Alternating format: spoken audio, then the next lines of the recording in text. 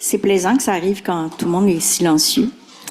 Okay. Personne qui va passer après moi le micro est. Let me warn the person that the next speaker that the microphone is at the lowest setting, so you can adjust it as appropriate.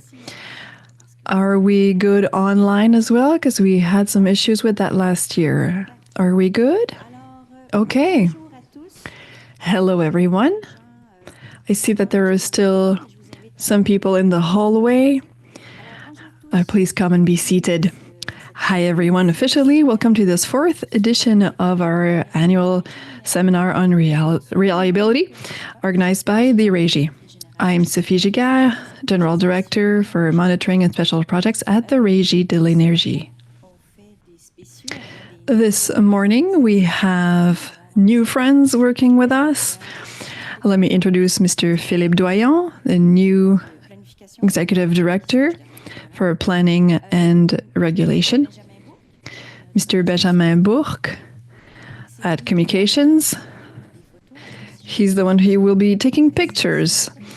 So if you don't want your picture to be taken, please let us know. I'm also with my usual team. I'll ask them to stand because you communicate with them on a regular basis. So Laurentia Dumitrescu, Anne-Marie Sauvageau, Philippe Héroux, and Christian Cruz Sanchez. We also have with us Mireille Leroux, Mr. Drouin. They welcomed you and will help with questions a little later on. I'm very happy to have you here in such great numbers. I especially thank our speakers for coming here. There will be Jason Wan, Daniel Kinley, Cecil Ely, Matthew Forrest, Jesse Scythe from eISAC, Maxime Doucet from Innové, Letras Harkness, NERC, Michel Garceau, FRQ, and Christian Cruz Sanchez from the Régie. So you'll hear about the obligations of registered entity in Quebec, the expectations that we have when you self-report non-compliance, what are the tools, what are some new or upcoming standards related with the distributed energy resources. You'll hear about some grants and future activities planned with the Sanction Committee. But especially, you'll hear about reliability. And I'm very sincere when I say this, the bulk electric system is extremely fascinating.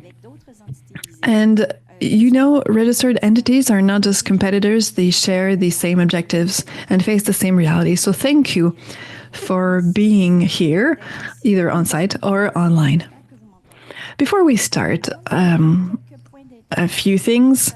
In case of a fire or other emergency, you have the exit signs. There is one right here. Remain calm. You know, some people do some fire drills, so I just want us to be prepared. We have interpreters with us for communicating English to French and vice versa, so you may communicate in your preferred language. All good with that? Okay, great. So for people on site, you're welcome to use the headsets,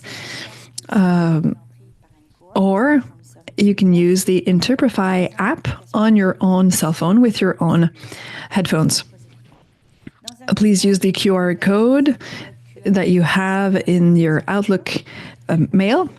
If you are online, you're welcome to choose the language of your choice by clicking on the globe icon. I'm not sure how this all works, but hopefully you understand what I just said. There will be a 5-minute Q&A session after a presentation. We'll prioritize people on site in the room. If you want to raise your hand, if you have a question, so that Mireille can bring the microphone, then we will move from questions from online participants. If you are online, you can ask your question in written form by using the Q&A feature. if we are unable to answer your question live, we will make sure to follow up after the event in order to answer your question and make the answer available to all participants. So please do write out your name on Zoom if the question is specific to you. After our seminar, we'll send a feedback survey. This will help us to better know your opinion and needs. So please take the time to fill out the survey. There will be a question about the CCQ. Do know that we are doing an overhaul of this precious tool. So please let us know if you have any concerns about this app. Will be your last opportunity to do so before we start the overhaul. Okay, so please, Laurentia, come forward for our first presentation. Thank you so much. Bon séminaire, bonne journée. 1, 2, 1, 2. I think we're good. Okay, hello, I'm Laurentia, Economic Regulation Specialist. I'm kicking things off with a topic that I believe you'll feel very familiar with. But I find it worthwhile to recap, especially when we know that there's some employee turnover. And also, given the topics that were raised recently with our compliance monitoring team. So I think taking a few minutes to listen to the basics can only help us and will be a springboard in moving forward and will help us to improve. I will, therefore, present the obligations that reporting entities are subject to, or registered entities, rather. I'll start with an intro, and then we'll dive right in, which is, what are the obligations? So, registered entities undergo monitoring and enforcement activities. I will present what those are and display the interactions between the various stakeholders, so registered entities and the compliance monitoring team and the NPCC. I will use the acronym NPCC throughout the presentation. You're all aware. Then we'll talk about self-reporting non-compliance, how we assess these, and what interventions are to be prioritized by registered entities in a case of non-compliance. I'll present non-compliance self-reporting and the whole process to end up with the final decision made by the Régie. I will end, as stated, with a Q&A session, a few minutes of Q&A. Okay. So again, we start with the basics. In order to have a standard system, we need 3 fundamentals. Standards, reliability standards, the first one. These are documents with requirements that must be followed. The Régie adopts reliability standards and sets up the time period with which it applies.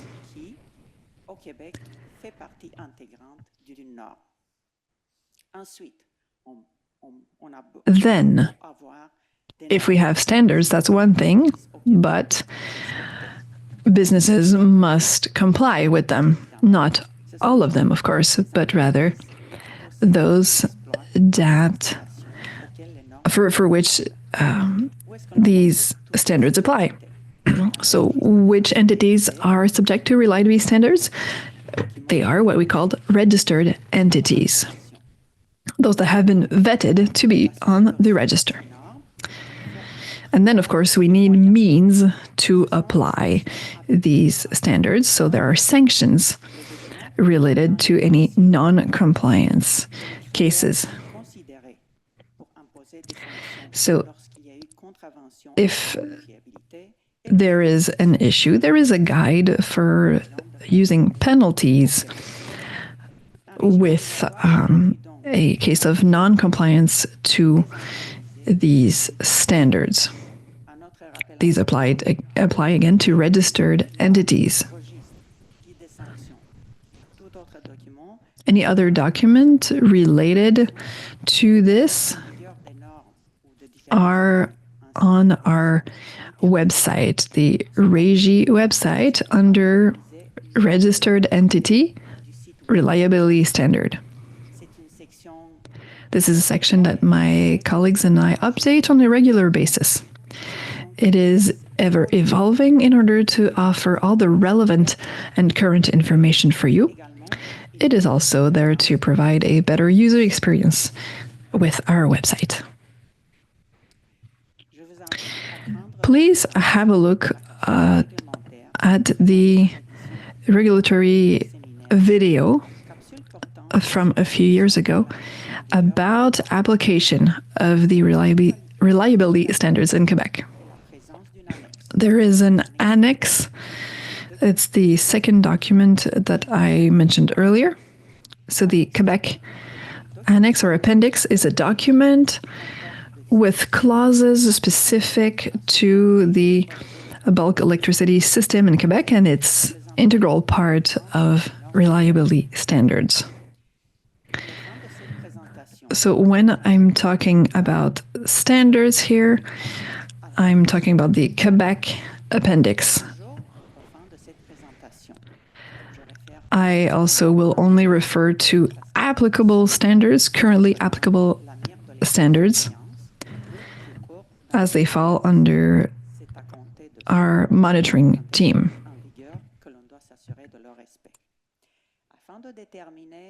In order to determine the reliability standards, we need to consider two inputs. One, the functional model from NERC, which describes the role of registered entities. One of them, the GO, then the GOP, the manager or operator, and the TO, for a total of 3 roles. Then the second one is the facilities. So standards apply according to the role and the type of facility. Again, all of these standards are displayed on our website. The register lists registered entities, their role, and their related facilities. All registered entities can, therefore, identify which standards are applicable to them. They're all associated to a given role and facility.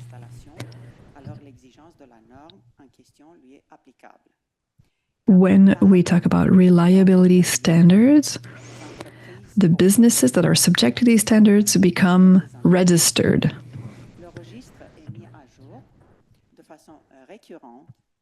This, again, is kept current on December and updated on December 1st yearly. And it is then vetted as part of the standards as a whole. Penalties were adopted as part of the second phase of the regulatory file with the number you see on screen. It has been in force since 2016. Now, second point. Let me remind you about the obligations pursuant to registered entities. So we're diving right in. I typically start with the obligation to comply with applicable standards.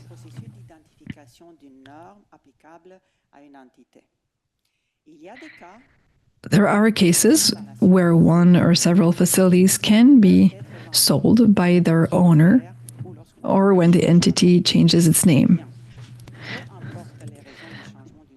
But regardless, the obligation to comply remains even with a change of name or a change in ownership.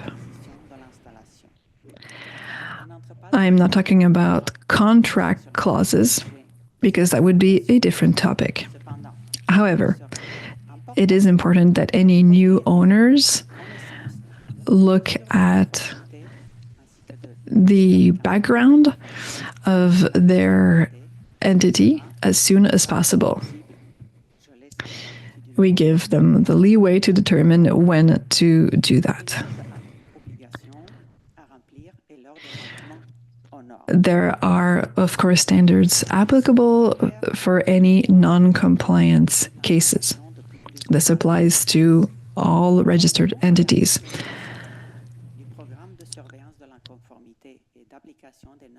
According to our standards, a registered entity must fill out a non-compliance self-report as soon as they realize that compliance was an issue. Let me reinforce how important this is. There needs to be one filled out per requirement. I will explain the whole resolution process, and I will emphasize that you shouldn't wait for an audit to do so. Let me continue with obligations. When a non-compliance self-report is filed, we want, of course, to fix the situation as soon as possible. How should we go about it? Well, the entity must be back with compliance as soon as possible. I am emphasizing here one step as part of this mandatory system.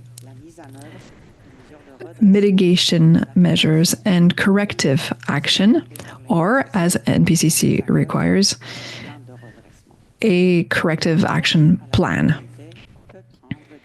We're all aware that correcting non-compliance may require some time and logistics. It can imply acquiring tools or materials, so they may take time.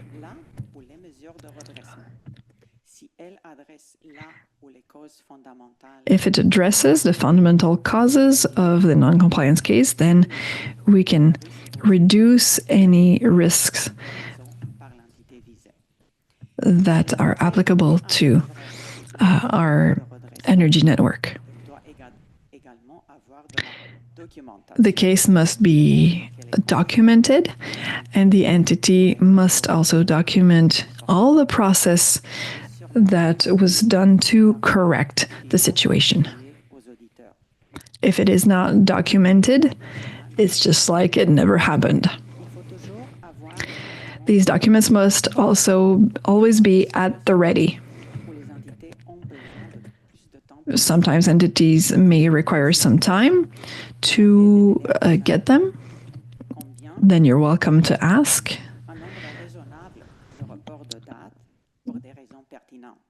There can be some leeway within the time frame if there is a valid reason.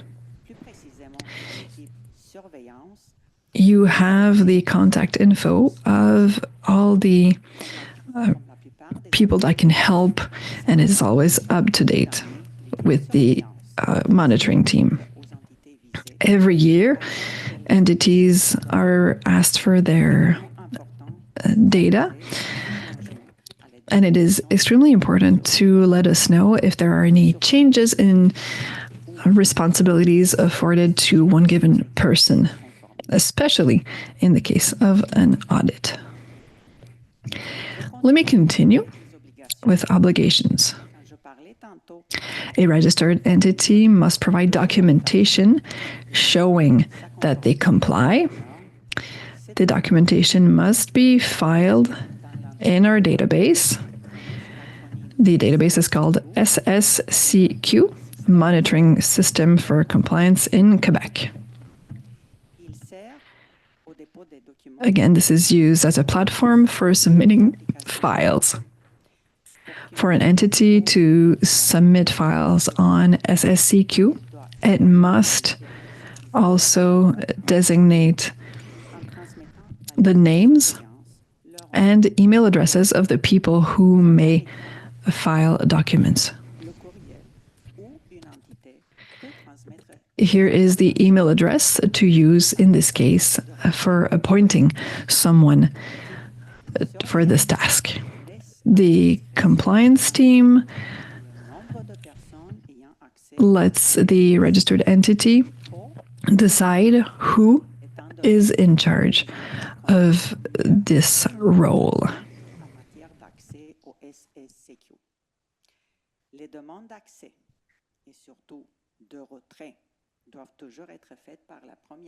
The contact person must keep this up to date, and we want to have only one point of contact to manage these things. These documents must be kept safe and secure, and they are not public.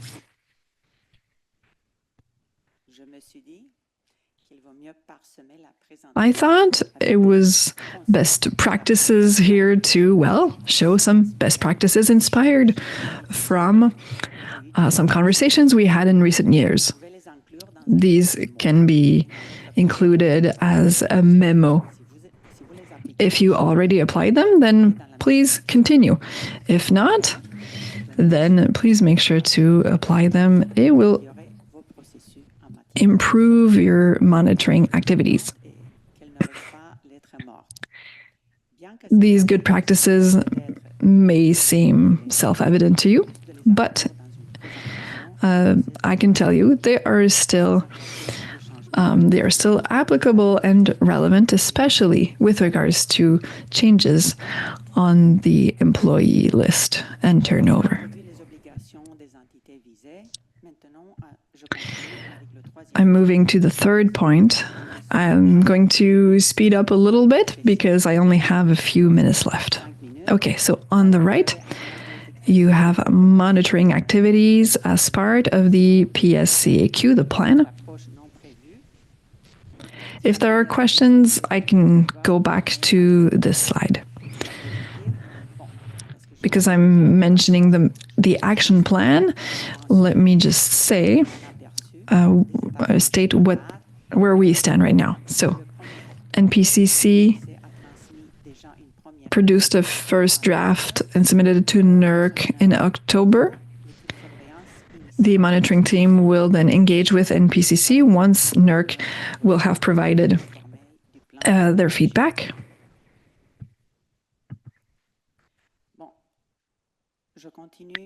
Okay, let me continue with the approach for applying and enforcing standards.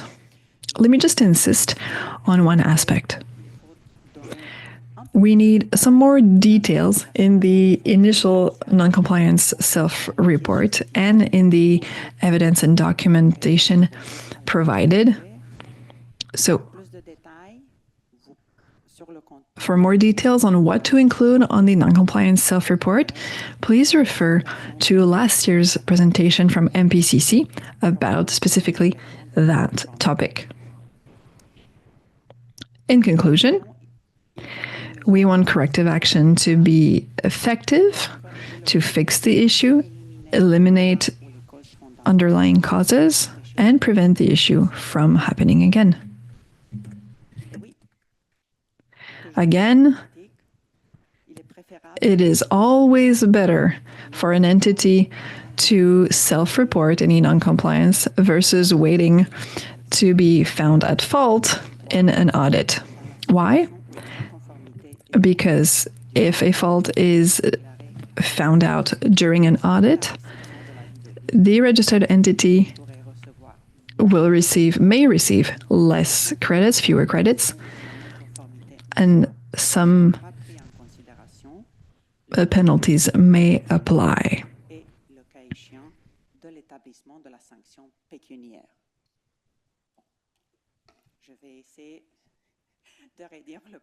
Okay, you have the whole process in graph form here for a non-compliance self-report. So this starts when a non-compliance is discovered or if the entity self-reports non-compliance. The NPCC assesses the situation, and then there are three potential ways to fix the issue. So if the non-compliance is not actually a non-compliance case, then we simply close the case. If there's a recommendation, then there is a simplified process and there are no penalties, but the non-compliance is part of the entity's file. And the third is in red. So this is when the monitoring team sends a non-compliance advisory and when there's a risk to the energy grid. NPCC will then communicate with the registered entity. It is best to not contest with the NPCC because in this case, the penalty may be reduced. Then there will be a proposed settlement between NPCC and the registered entity. It is signed by both stakeholders. And then it must be also vetted by the Régie. So NPCC recommends the settlement agreement to the Régie. And it's always the monitoring team that is in charge of this and prepares information for our team. You have this other graph here.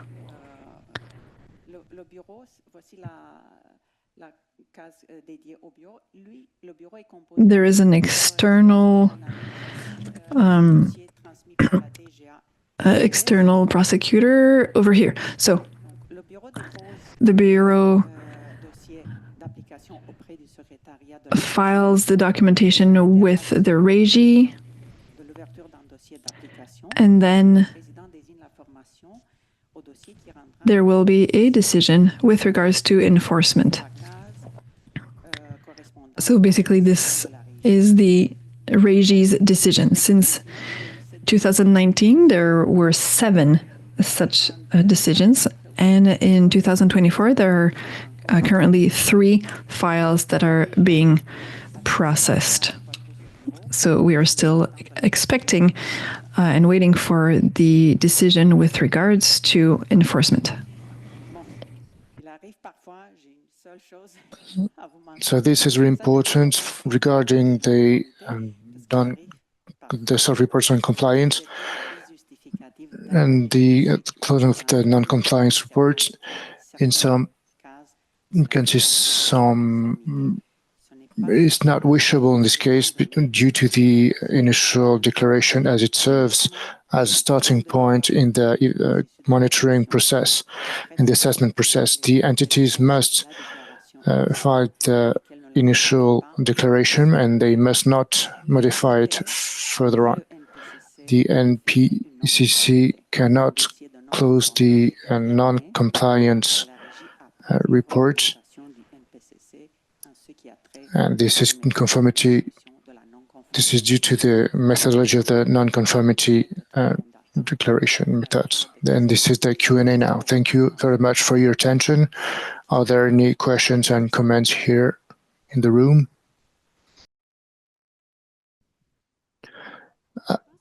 As far as I understand, in the non-compliance, these NCR has been filed. There are some modifications.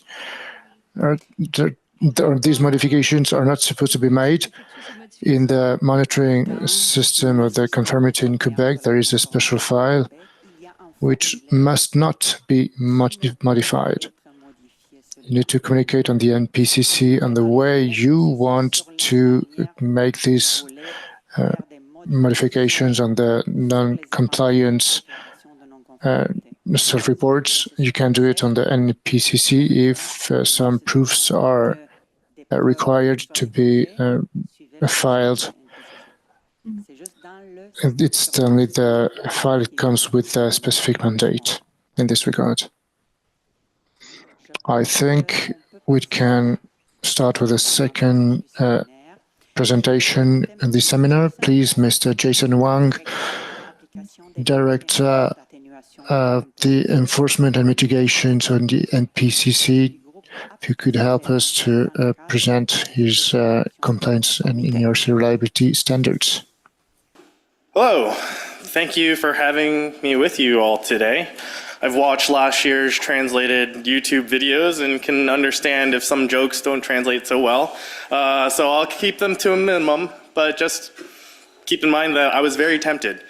My name is Jason Wang, and I'm the Director of Enforcement and Mitigation. So I wanted to start things off by giving you a valuable resource if you're new to NPCC compliance.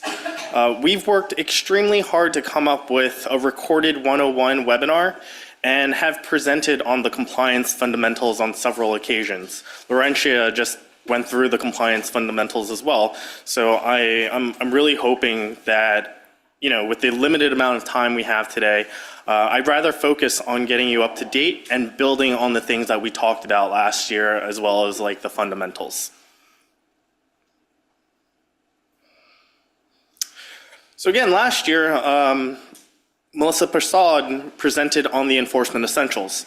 The recording can be found in the link at the bottom of this slide, but it essentially covered these three topics. What is the philosophy of enforcement? What is it that we are focused on, and what is it that we are trying to accomplish when it comes to evaluating noncompliance? The second part is the contents of a self-report. Some common issues we see in self-reports and how you as an entity can better tell the story when reporting noncompliance. And then the third aspect was what happens when an enforcement team member receives a noncompliance report and how that member determines the disposition track. Again, I'm hoping to build upon these topics that were already presented last year. And then I want to gear the future topics based on what you're interested in hearing about today. There were a few questions posed during last year's session that really helped give me ideas as to what I should be presenting to you guys today.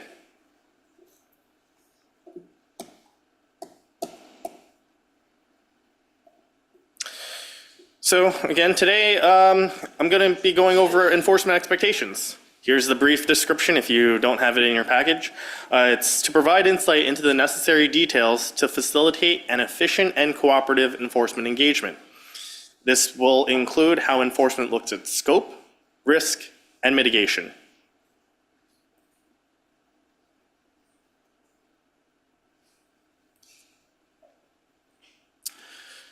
Before I get too deep into the enforcement expectations, I wanted to show you a little bit about why we are doing this.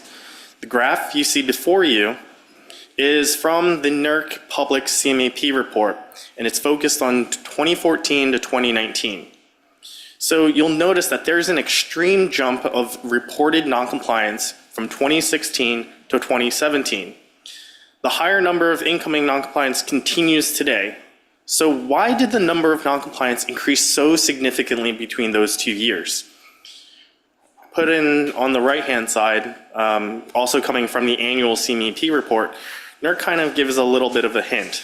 So that highlighted portion, which it's a little bit yellow right there, it specifically says approximately 75% of all newly discovered noncompliance in the first half of 2017 involved reliability standards that have gone into effect since July 2016. So what standards came into effect in 2016, early 2017. And the straightforward answer is that version 5 of the Critical Infrastructure Protection Standards, or CIP v5, became enforceable. CIP v5 became enforceable in the US on July 1st, 2016, and in Quebec, January 1st, 2017. So you see that gigantic jump in 2016 and 2017, right? So with such a jump in reported noncompliance, we either had to double our staff or we had to innovate. Not sure about your organizations, but obviously we chose to innovate.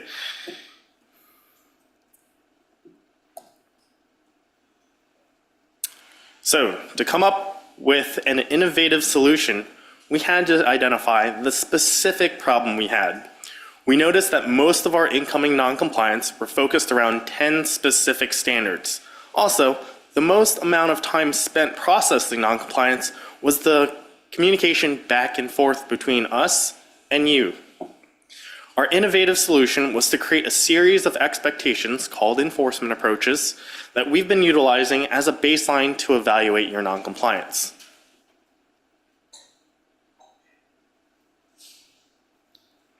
So enforcement approaches were made by sampling 15 years of publicly filed noncompliance, categorizing common risk criteria, and then adding our own regional specific details, and then documenting the results. We consider all enforcement approaches as drafts because we are constantly seeing new situations and therefore new criteria to help justify our final determinations. In the short term, we use the enforcement approaches for initial requests for information. The long-term goal back in 2022 was to make these enforcement approaches as self-report templates. This year, we're trying to complete that goal. It would be really nice to have a self-report just specifically geared to the violation that you are encountering and have questions related to that specific violation. Especially for those of you that don't have the resources to memorize all the pages in the NERC self-report and mitigation guidance, we want to have a self-report specifically for, a PRC5 violation that says, all right, if you're in violation of R1 or R5, it'll be specific to that requirement rather than being very open and saying just describe what your noncompliance is or what your risk is for that particular thing. So ultimately our goal is to set expectations and cut down the back and forth between us.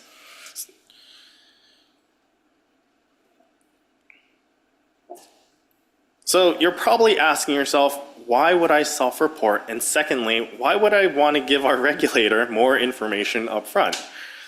Well, the answer is twofold. This particular industry is very focused on reliability. Self-reporting allows your organization to identify a problem, mitigate the problem, and prevent recurrence.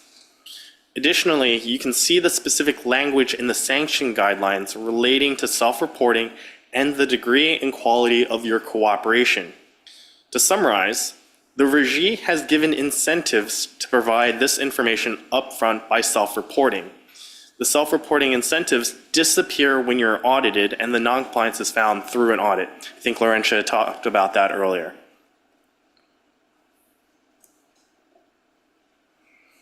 So about 75% of you are registered as generation owners, which means there's only a specific subset of NERC reliability standards that are applicable to you. This is probably why Patrick Palumbo presented on FAC 8 last year, since it's applicable to the majority of you and it's a highly visible standard, meaning that all the regulatory bodies put an emphasis on facility ratings in the reliable operation of the bulk power system. As a quick refresher, I've provided the common themes he presented. I'm not going to read them off to you since you can review them from last year's presentation, but all of these themes can or has led to some sort of enforcement engagement. These themes or common causes to FAC 8 noncompliance will lead you to self-report. Next, we'll go into what is it that enforcement is expecting once you find a noncompliance, using FAC 8 as an example.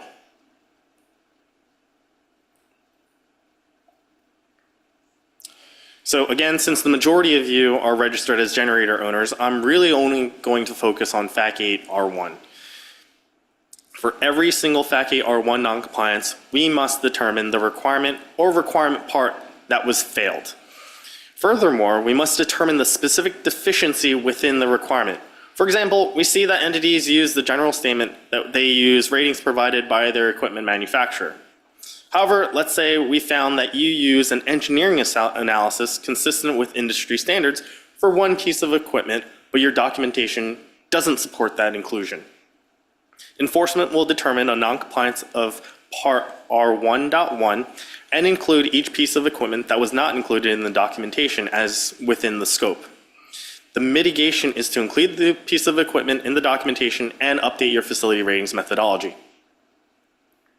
So this is the first thing that you will need to include in your self-report. Again, for a complete list of other things to include, like root cause or basis for dates, please watch Melissa's presentation from last year that has all of the basics of what needs to go into a complete self-report. I'm really focusing on what our expectations are. So next up in a good FAC 8 R1 self-report is describing the risk, which can be very subjective. Specifically, only for R1, we'll be asking the following questions based on the failure statement. If the R1 noncompliance results in actual deficient facility ratings, we'll be asking questions related to R6, because that's the deficient facility ratings requirement. But for the purposes of this example, we'll keep it just to an R1. Keep in mind, we're asking these questions to better help us determine the noncompliance and what risk it posed. We classify under minimal, moderate, or serious. And those definitions can be found again in the NPCC 101, but for right now, you can take those categorizations at face value. The risk failure statement is what we believe to be a general risk statement regarding the potential impact of that particular violation.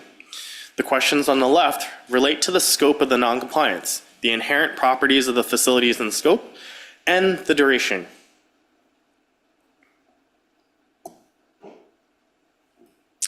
Last up are expectations when mitigating or remediating a FAC 8 R1 noncompliance.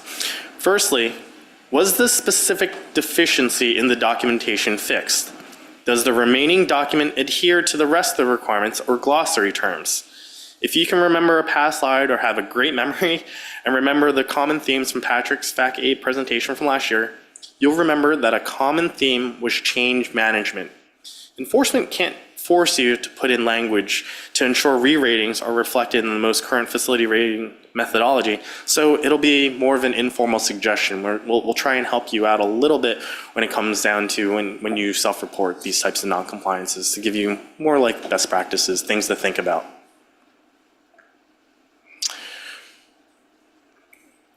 So thankfully, I am giving a lot of time to everyone else.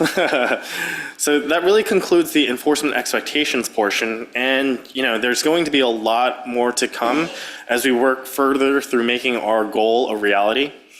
I'll take some questions related to enforcement, but I wanted to start off the question and answer period with things that I've already been asked from the multiple times we've done these types of presentations.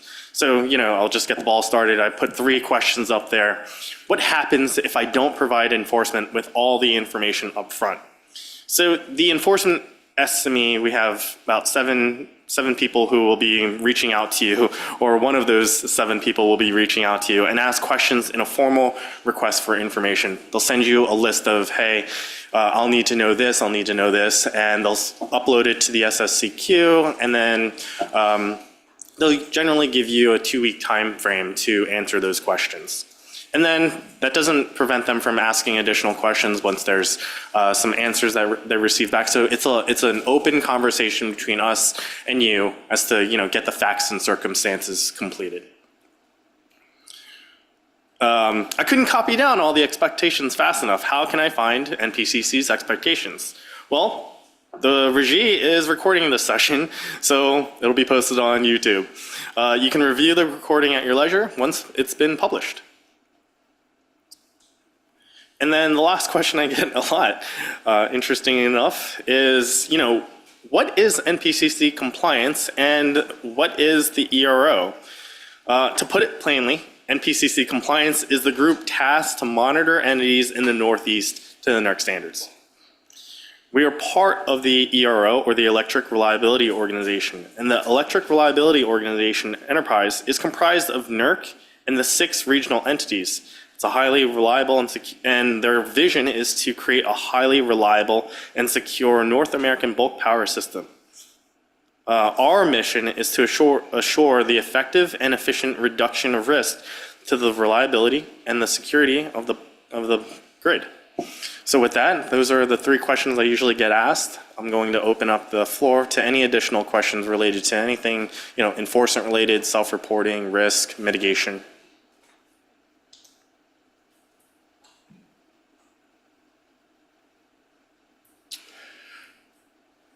All right, so next year's presentation is going to be a little fun. All right. Merci beaucoup. Thank you very much, Jason. Je vais inviter maintenant Monsieur Cecil Eli, analyste principal. Main analyst NPCC, to present as an introduction to the 101 tool. I'm Cecil. All right, thank you. Good morning, all. Yeah, this one's okay. Thank you, appreciate that. So again, my name is Cecil Eli. I'm a senior SIP analyst at NPCC in the compliance department. And this is going to be a basic 101 informational on the SIP evidence request tool, or ERT for short.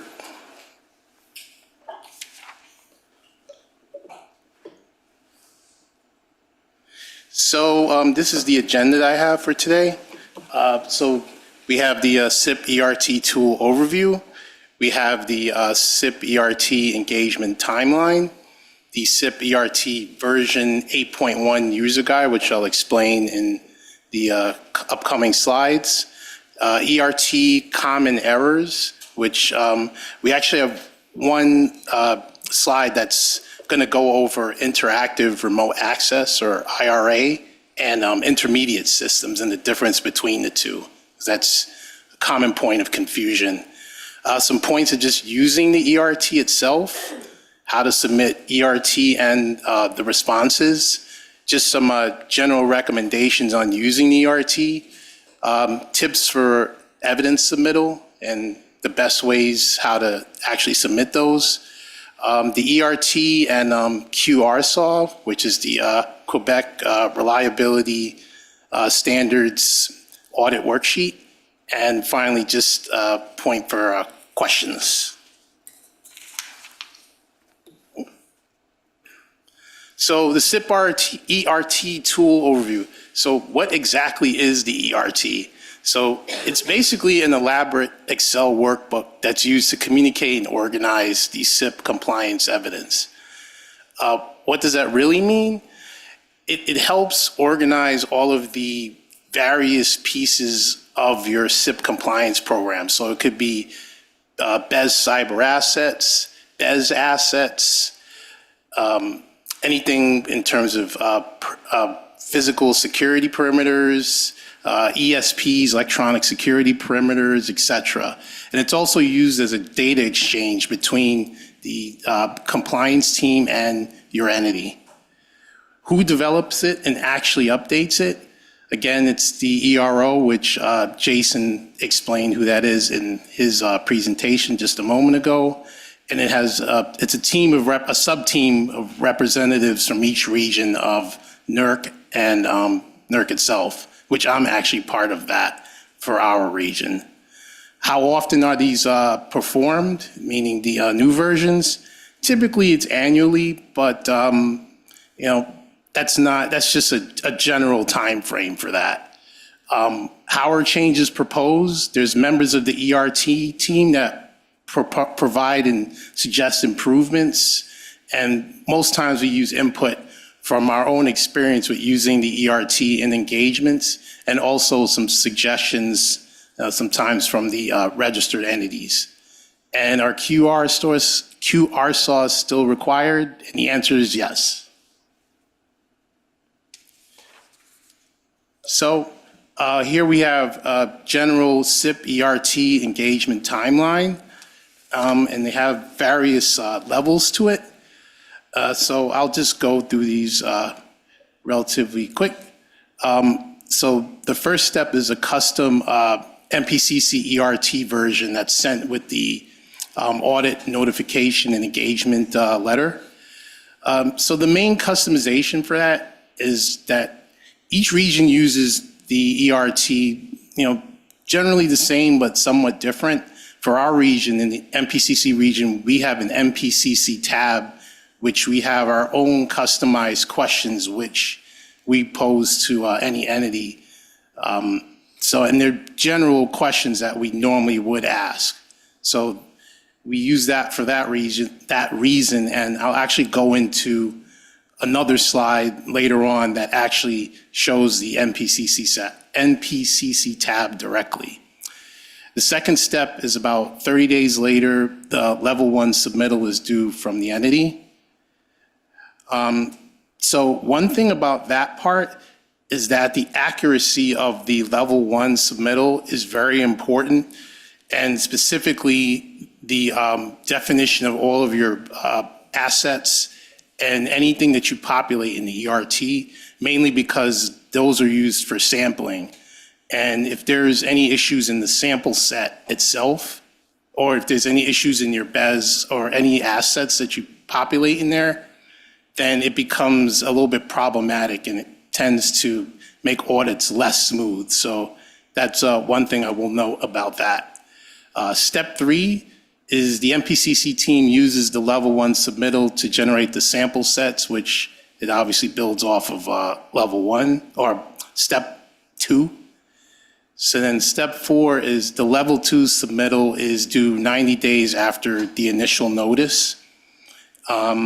Step 5 is level 3 requests, which are generally sent about 2 weeks after it's 2 weeks later after the previous step, and there's usually a 2-week turnaround time because typically with the level 3, you're getting initial questions back from the audit team or compliance team, and those generally take longer at that point in time. And then step 6 is any other level 4 and beyond requests, and those usually are about a 1-week turnaround time. So most of all the level 2 requests use sample sets previously mentioned. And typically the interview week starts either at level 3, level 4, or level 5, depending on the audit itself and how it actually goes. And we actually ask entities to just bear in mind that just to be flexible, just because we may get requests for translation, so that's sort of specific to the Canadian region. So just wanted to point that out to you as well.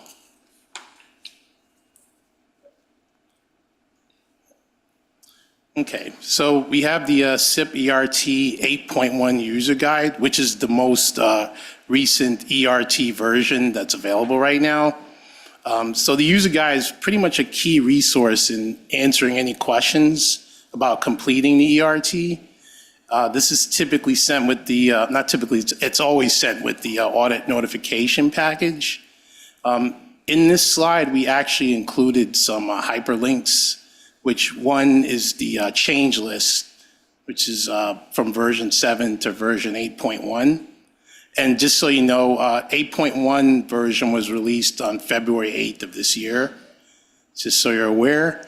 And all of these resources are actually available on the NERC website, excuse me. And going forward, we have other hyperlinks and sources that we provided for your convenience.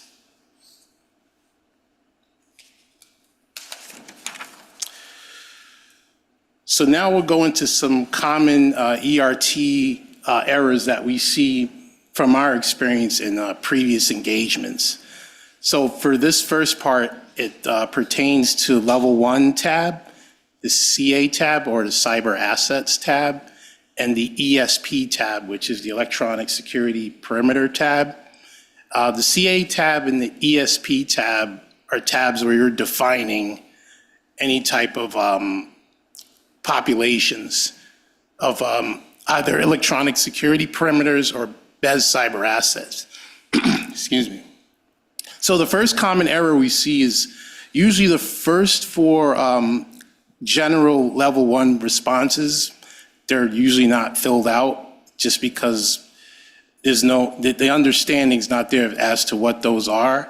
So those pertain to TFEs, technical feasibility exceptions, any type of SIP exceptional circumstances, CEC. And then we have the SRP, which really pertains to all the tools that you use to maintain and move towards compliance. And then the last one is end of life, any type of end of life assets. So you can define what you have there. If you have legacy assets, things are about to be sunsetted, et cetera. The next thing is on the ESP tab. A lot of times we have missing address spaces. So this really pertains to network subnets or just networks in general. Sometimes we'll get just one network listed as a general one. Typically, we need to see all networks that could be NERC SIP applicable, and that helps during our evidence review and analysis. And then the third part is the multi-line entries, which is listed in the screen capture on the right on the slide. So that really pertains to, again, just listing all the networks. And if you have multiple amounts, one tip is that you can actually go into the cell.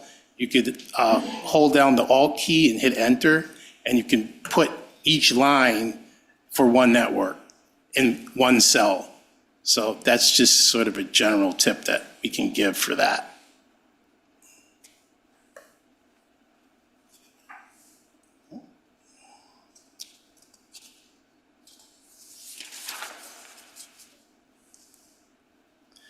So next set of common errors that we see, again, populating the ERT. Sometimes this is pertaining to the CA tab and the ESP tab. A lot of times we see networks that are listed on that left-hand screenshot, which says ESP1 under the ESP ID column. They don't match when you put it in the ESP tab. So we generally want to see a correlating matching name to that. So that's another common error that we normally run into. The other common error that we run into is that we have some entities that may try to alter the format of the ERT itself, and we generally tell entities not to do that. Whenever possible.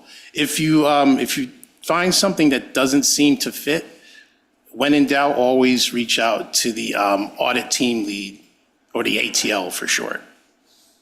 I'm best how to provide that.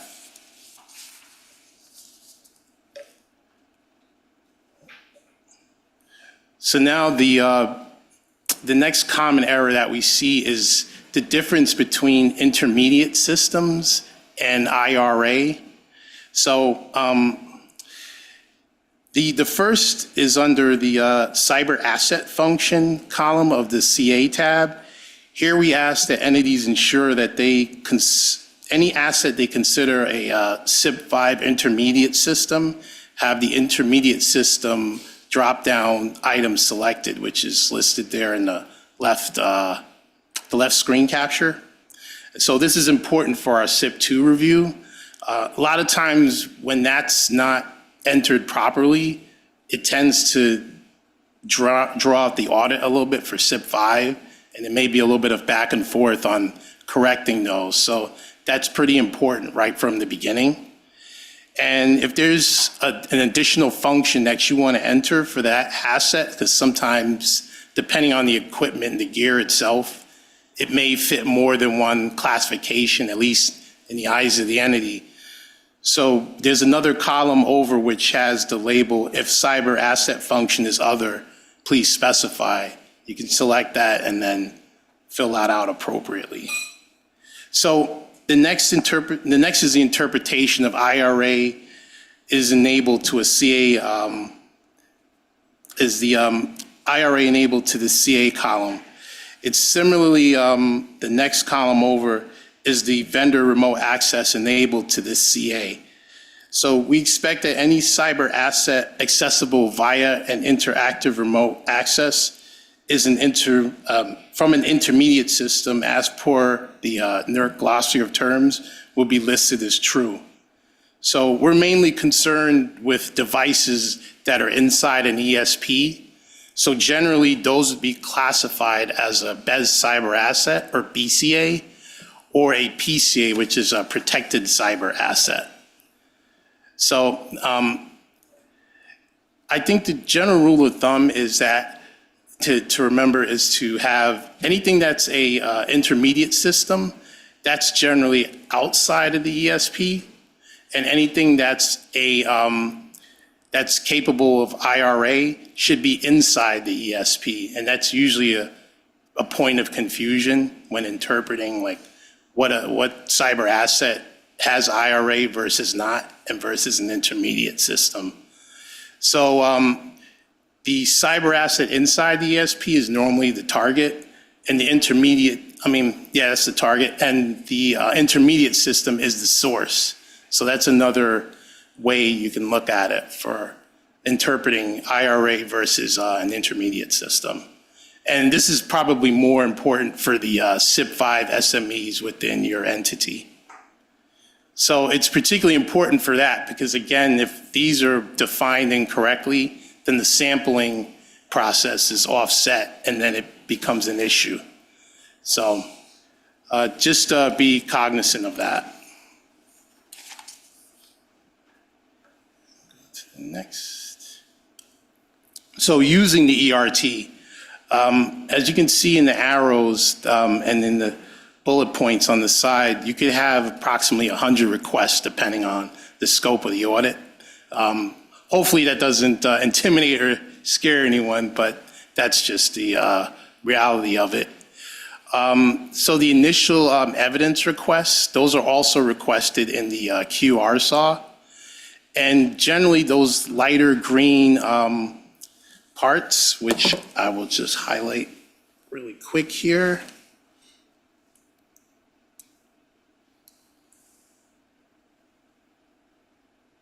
Those light green parts typically pertain to documentation focused on policies, programs, processes, diagrams, configurations, etc.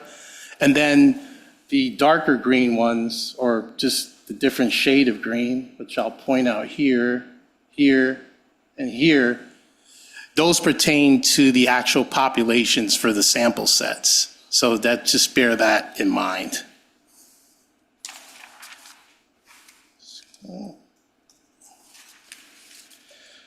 So we'll go on to using the ERT. So this is what the sampling of the population tabs looks like up here in the red box. So there's 13 possible sampling populations depending on the audit scope. We just stress that every population tab that's part of the audit scope should be filled out. And because sometimes we do see some populations are actually not filled out. So that just delays the audit, which nobody wants if that happens. If there's any population or standards that are not in scope, you can just simply state not in scope. So we get that question a lot as well. And the user guide, again, has instructions on how to complete that tab or tabs in each column of the ERT. Just pay attention to any of the drop downs because there's various pieces of the ERT that have that are pre-populated. And again, we ask not to modify that, the format of the ERT. It will cause confusion with the audit teams that are looking at it. Also pick the lists and date of the activation and deactivation of any cyber assets. And always contact your audit team lead if there's any questions or confusion. Okay. So next is the NPCC tab itself, which I had mentioned earlier. So this is mainly used to ask questions or requests for information, or RFIs as we call them, by the audit team. So this is the main data exchange tab where we go back and forth, where there's an auditor request, which is shown right here, questions 1 through 20. There's a level number, which is 2 in this example. There's an RFI number, which actually defines the RFI or assigns it a number so we can reference it, the standard, the requirement. And we also ask we're focused on internal controls these days. So there's a column that actually has an X showing that as well. So that's just more so for referencing purposes. And then the entity will respond here along with the documents that are referenced to support the response. So just that's just an example of what may be in that.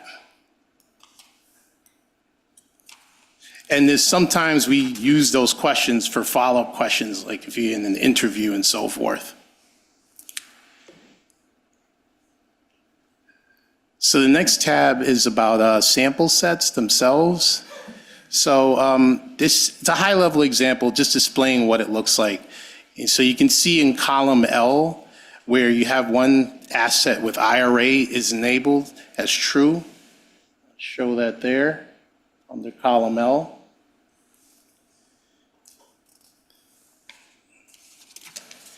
Go to the next. So here on the sample sets tab, that's SS-005-R2-L2-01 is used in the 3 noted requests, and the source of the set is from the CA tab for cyber assets with true in the IRA column. Then you can see below the first asset was selected as part of the sample set with the X, which is here. And that's what these yellow or orange columns, depending on your eyesight, means. That's the sample that you're actually picking from the population.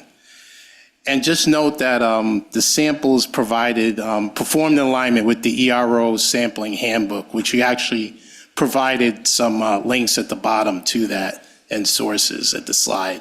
And those are hyperlinks, so you can click on those when I believe the presentations are going to be provided for this.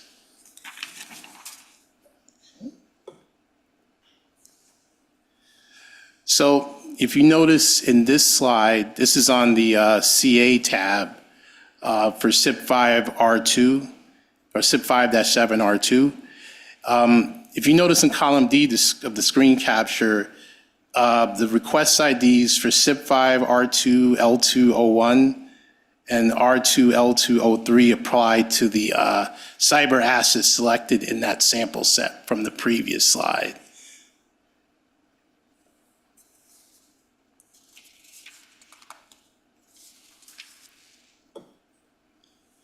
So that was just more of how the sample sets are created by the audit team.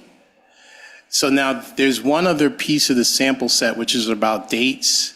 So there's certain samples such as logs, anything that's date specific. We have another date sample set as well. So we'll ask provide us logs from within the audit period, date X, Y, and Z, or a range of dates. That's what those dates actually apply to. So just so you're aware of that.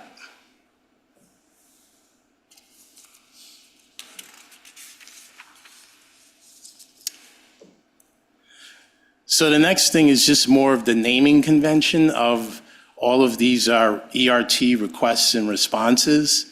So if you notice, that's sort of the nomenclature that we use for the ERT request IDs. So these 3 S's here, they designate the SIP reliability standard numbers. So it could be SIP2, well, no, not really SIP2. They don't have sample sets. SIP3, SIP 5, SIP 7, etc. The R, which is the small r here, would be the requirement number within the standard itself. So it'd be like R1, R2, etc. The small m here is the level of evidence. So it could be either the level 1 submittal, level 2 round, level 3, etc. And then the small n's at the bottom are the two-digit number within the requirement standard or level.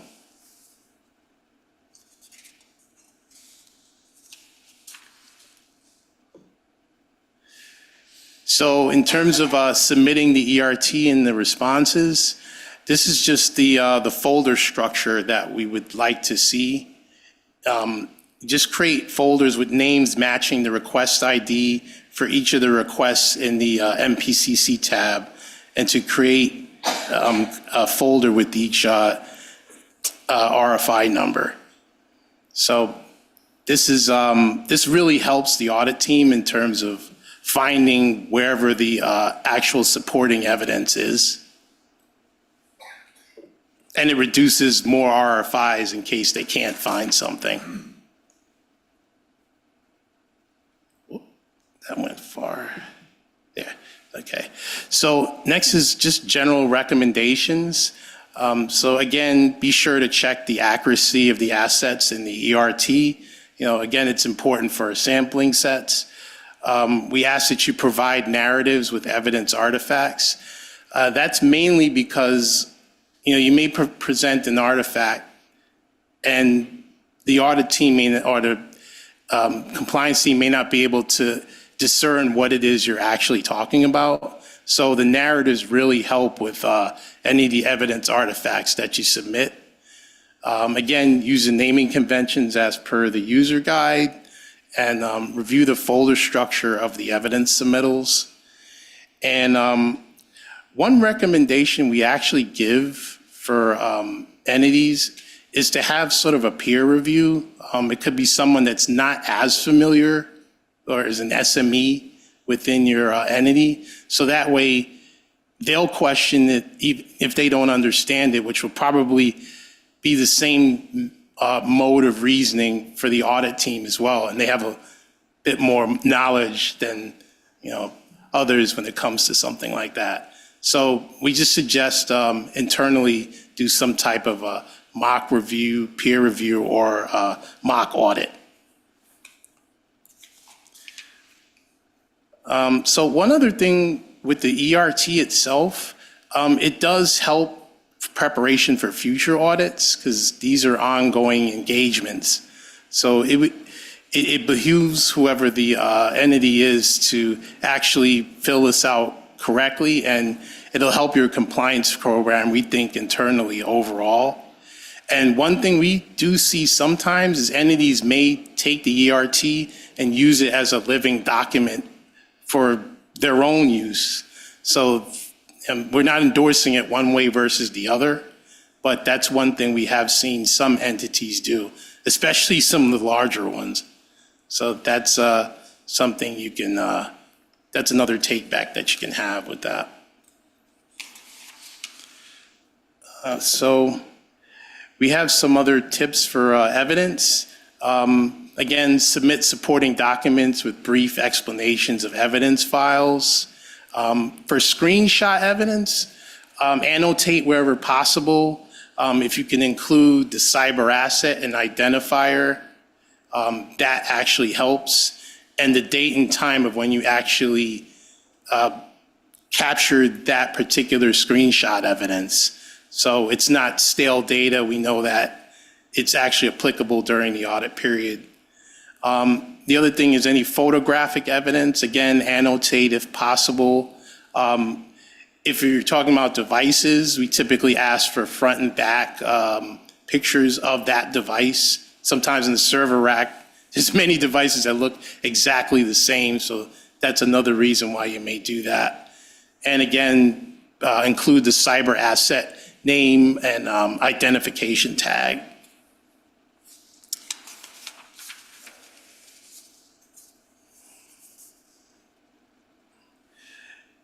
Just some notes about the ERT and the QR SAW, accurately populated ERT responses and QR SAWs must be submitted, like we mentioned earlier.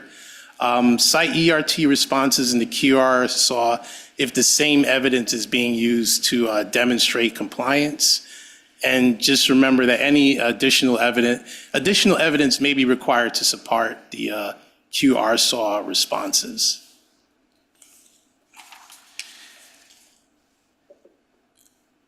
So, in summary, if at any point you're not really sure what request is looking for, it seems like something's, too ambiguous or not clear, don't hesitate to reach out to the audit team lead or the audit team to ask any questions. We realize there's a learning curve with using the ERT, especially for the first time, and it can be a little intimidating, but as you get used to it, it gets easier to work with. I promise that. Maybe I shouldn't promise that. And so this is a wealth of information to provide. So I'll pause here in case there's any questions. Thank you very much. Est-ce qu'on a des questions dans la salle? Any questions in the room? Hi, Hugo Sansouci from Hydro Quebec. You mentioned that the ERT is used for audits. Can it also be used for certification by certification teams for certification of an entity or a new certification? Interesting question. I don't see why not, but those engagements are a bit different. So, I mean, if you maintain it internally, that's fine. But those are more of a forward-looking type of exercise where you're designing a new EMS system, something to that nature. So you may show it to us, but it's not like an audit engagement where you're sampling and things like that. Est-ce qu'on a des questions en Zoom? Me, I have maybe one or two questions. Sure. Thank you very much for this presentation. Let's say I'm an entity that's been, it has to be audited for the first time, SIP audit. And you look at the ERT and sometimes it's a lot of information and don't know where to start with. Even when an auditor works with it. Yes, exactly. So I'm for the first time audited during a SIP audit. How is the audit team, how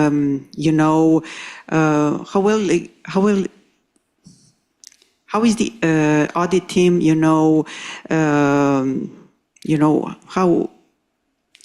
would like the entity, the audit team to provide a one-on-one informational session to the audited entity. So let's say you say contact the audit team lead.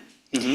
But let's say we want to move forward, okay, and to have a discussion. Let's say, does the audit team is willing to provide a one-on-one informational session to the audited entity?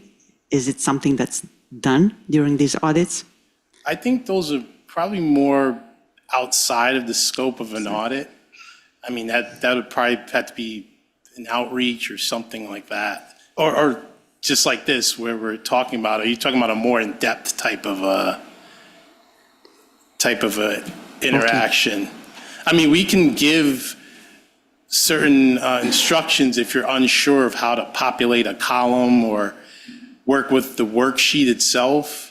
I mean, that would be a separate conversation, but as far as like a full-blown, it sounds like a tutorial, if that's what you're talking about. Yes, I would probably have to take that back and get you the answer for something like that. It sounds like it's more than just like one or two areas of the ERT that you're probably referring to, like a first-timer.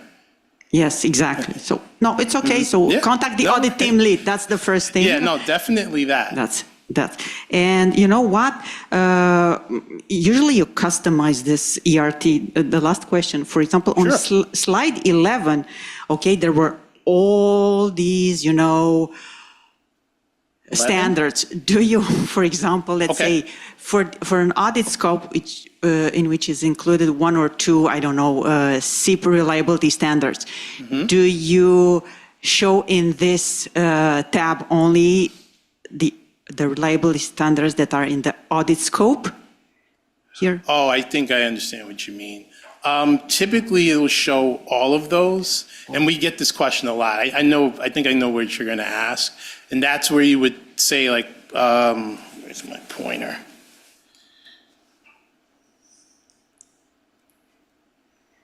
Like if it was SIP2, for example, if it's not in scope, we would just put not in scope or something to that effect. So the entity has to write not in scope at this moment. So Correct. we add all, okay. Good. Yeah, we haven't automated that part or done anything. We send a general, the general NPCC tab with the entire ERT. It's embedded within it with all the other tabs. Good. No, thank you very much for your answers. It's good to know because sometimes when you see the whole list is burdensome but again, it's large. I know. That's why I had that disclaimer at the end of the presentation. Good. No, thank you very much. We still have. So you see. No problem. We talked. I figured there'd be a few. I leave my colleague. Sure. I have a question from an online participant. So is there a reduced version for low-impact entities? Is there what? A reduced version. There is not currently.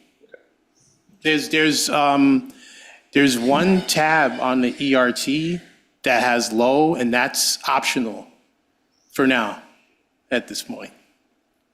Thank you. Thank you very much. I think we are done with the questions. No more questions in the room. Thank you very much for your presentation. You're welcome. Good. So,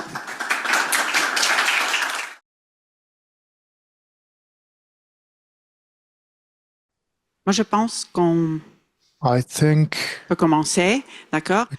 we can start again. Madame Jacqueline Jiménez, directrice conformité. Mrs. Jacqueline Jimenez, NPC Compliance Director, I would like to add some elements regarding the last question has been asked. Is the audit team to provide a 101 training session or informational session on ERT? Yeah, so I just wanted to add some additional information to that. Yes, we don't do an official one-on-one with the entity for an ERT, but we definitely are there for the entity if they have questions, especially if it's the first time that they're using the ERT. So working with the audit team lead, they'll answer any questions you have. But as Cecil had mentioned in his presentation, we do provide the ERT user guide that is a NERC resource, and that's a very important place to start as you're working through the ERT. It's a fairly large document. I think it's about 80 pages in length, but it goes through in detail explaining the tabs and the information that needs to be put in there. So that's a great place to start if it's the first time that you're using the ERT. But NPCC is definitely there to assist you throughout the process as you're working through the using the ERT. And as Cecil had mentioned, the first input into the ERT for that level 1 information is extremely important. So if there are any questions throughout the process, please reach out to the ATL so that that population set is as accurate as possible, because if it's not, then there's a lot of back and forth between the entity and the audit team to ensure that we have the correct information to do the level 2 sample sets, and that can delay the process and give you less time to provide that level 2 information that we're asking for, and that the due date for that is typically with the QR saws and the evidence submittal. You're welcome. Merci beaucoup, Madame Jiménez. Maintenant, on passe à la prochaine présentation. Mrs. Jimenez, now I'm inviting Mr. Daniel Kidney, Compliance Senior Engineer, NPCC, to give us an overview over the PRC 0271 overview, coordination of protection systems for performance during faults. Okay, thank you, Laurentia. Good morning, everyone. My name is Daniel Kidney. I'm a senior compliance engineer with NPCC. I'm mainly on audit teams as an auditor. Today I'm here to give an overview of the PRC 27-1 standard, which is a coordination of protection systems for performance during faults. I'll be going through the requirements 1, 2, and 3, kind of going over the language of those requirements, talking about what the audit team generally looks for when we're auditing the standard, as well as giving some examples of findings we've had in auditing U.S. entities on this standard. So PRC 27-1, purpose of this standard is to maintain coordination of protection systems installed to detect and isolate faults on RTP elements. This is BES elements in the United States, such that these protection systems operate in the intended sequence during faults. So the effective dates for the standard, it's been in effect in the United States since April 1st, 2021. And in Quebec, just recently went into effect 2 days ago, October 1st, 2024. In terms of applicability, the standard is applicable to transmission owners, generator owners, and distribution providers. A couple notes on this. There's no Quebec-specific differences to the standard, except that all references to the terms bulk electric system or BES in the standard are replaced with the terms main transmission system or RTP, respectively.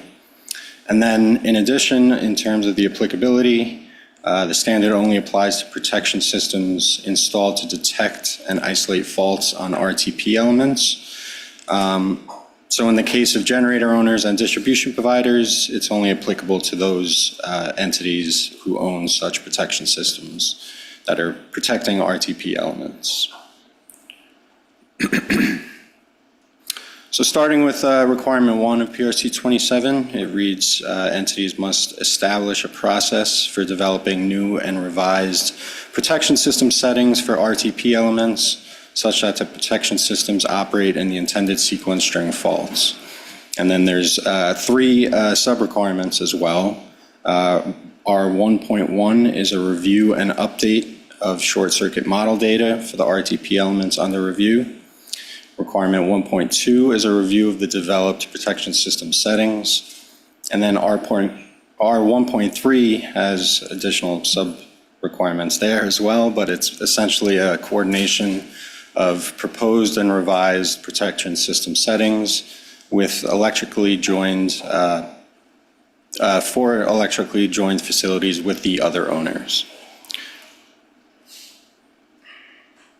So starting with R1.1, which is the review and update of short circuit model data for the RTP elements under review. The goal is to have an accurate short circuit model so that it reflects the physical power system accurately, because this is used as the basis for protective device coordination studies. In terms of the model data, we see entities using software such as CAPE and Aspen One-Liner to develop their short circuit models. But what constitutes a review and update of short circuit model data under requirement 1.1? The reviews could include a review of applicable RTP line, transformer, and generator impedances and fault currents. You want to have accurate data for those to ensure that your model accurately reflects the system performance. Additionally, you want to review the network model to confirm that the network accurately reflects the configuration of the actual system, make sure that all the topology is accurately reflected in your model. And additionally, you want to review, if applicable, not always applicable, but if there's any interconnected transmission owners, generator owners, or distribution providers with your system, you want to review the information for those interconnected entities as well.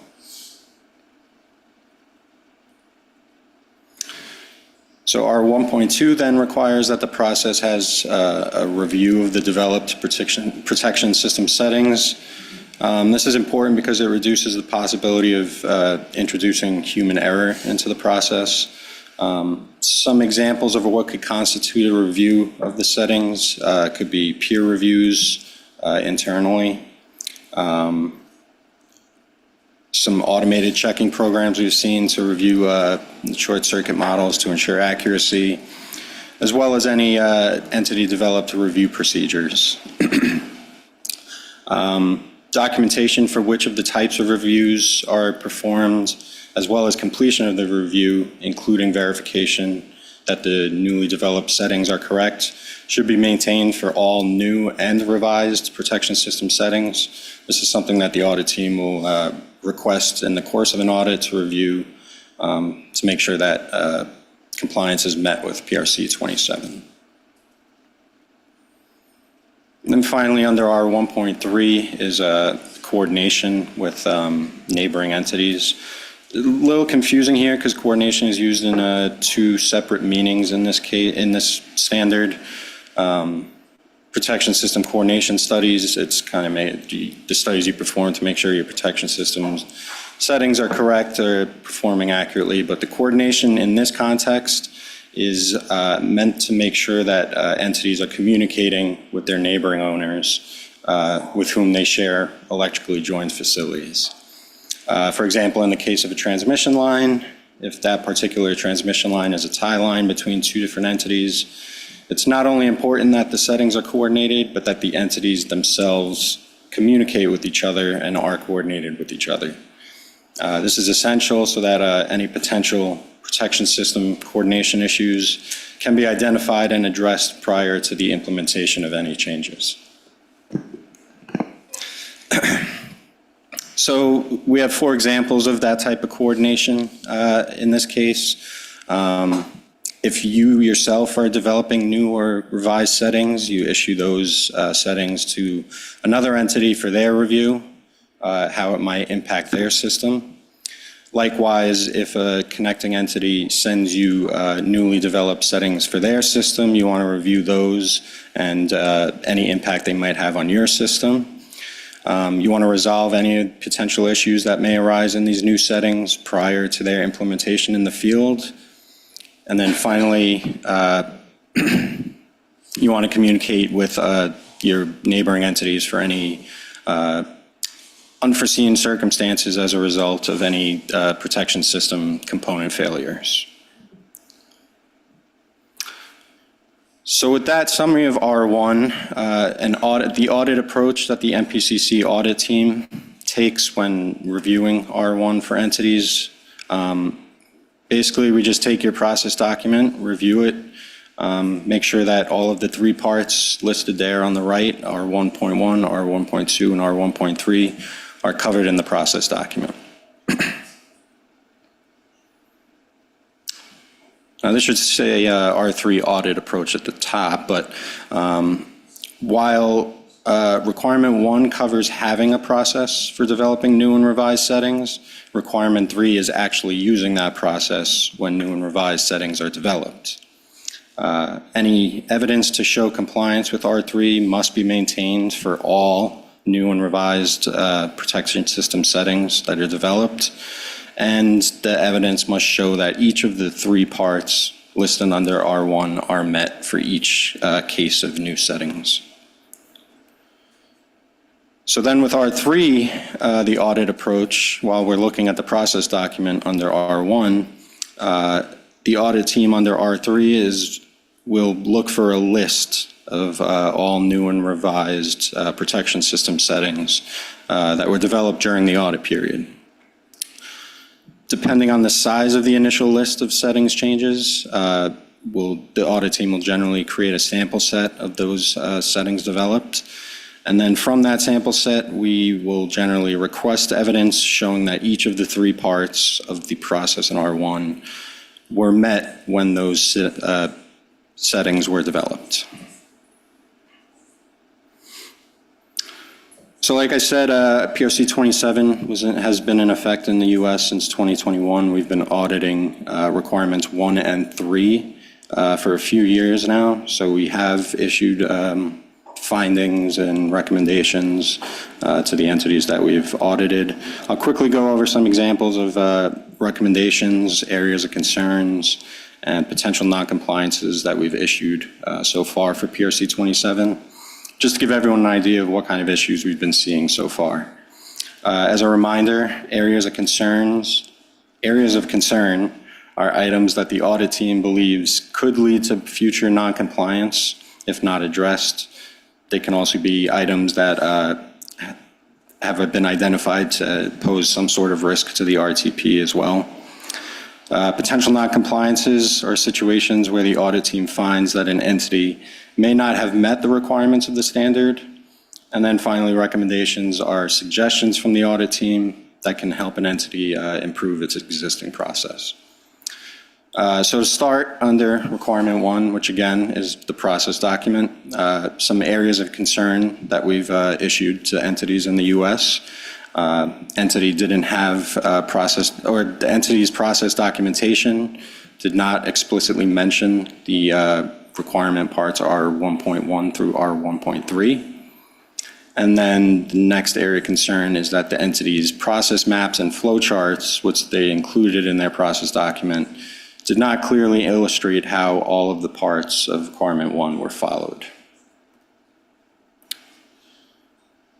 Then moving on to requirement 3, which again, requirement 1 is having the process, requirement 3 is following that process. We have issued some potential non-compliances for requirement 3 in the US. There's 2 examples here on the screen. First is that the entity failed to provide data documentation demonstrating that they performed the review of developed protection system settings. This is under requirement 1.2. And then the second example of a potential non-compliance we've seen, the entity failed to provide evidence of documentation that the communications between themselves and an interconnected entity was performed as part of their process under R1. And then finally, some recommendations under R3. There's 2 here that we've made to entities. First is to utilize dated checklists or change management tickets to ensure that all required procedural steps are completed and that proper evidence is stored. Just kind of makes things simpler for your entity to demonstrate that you have been performing the process under PRC 27. And then second, to retain all communications with other owners of electrically joined facilities in relay settings folders, just to have it easier accessible by staff and for compliance documentation. It's good for everyone to be able to access that, and it also makes, when we come to audit you, you have everything ready to go just to send over to us to demonstrate compliance. So finally, we'll move on to R2. We did R1 and 3 together as they kind of go hand in hand, but R2 is its own separate instance. So over time, incremental changes in fault current can accumulate enough to impact the coordination of protection system functions.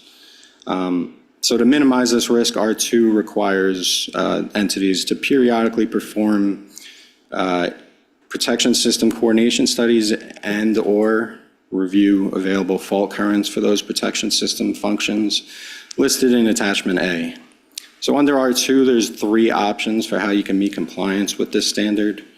The first option is to perform a protection system coordination study in a time interval not to exceed 6 calendar years.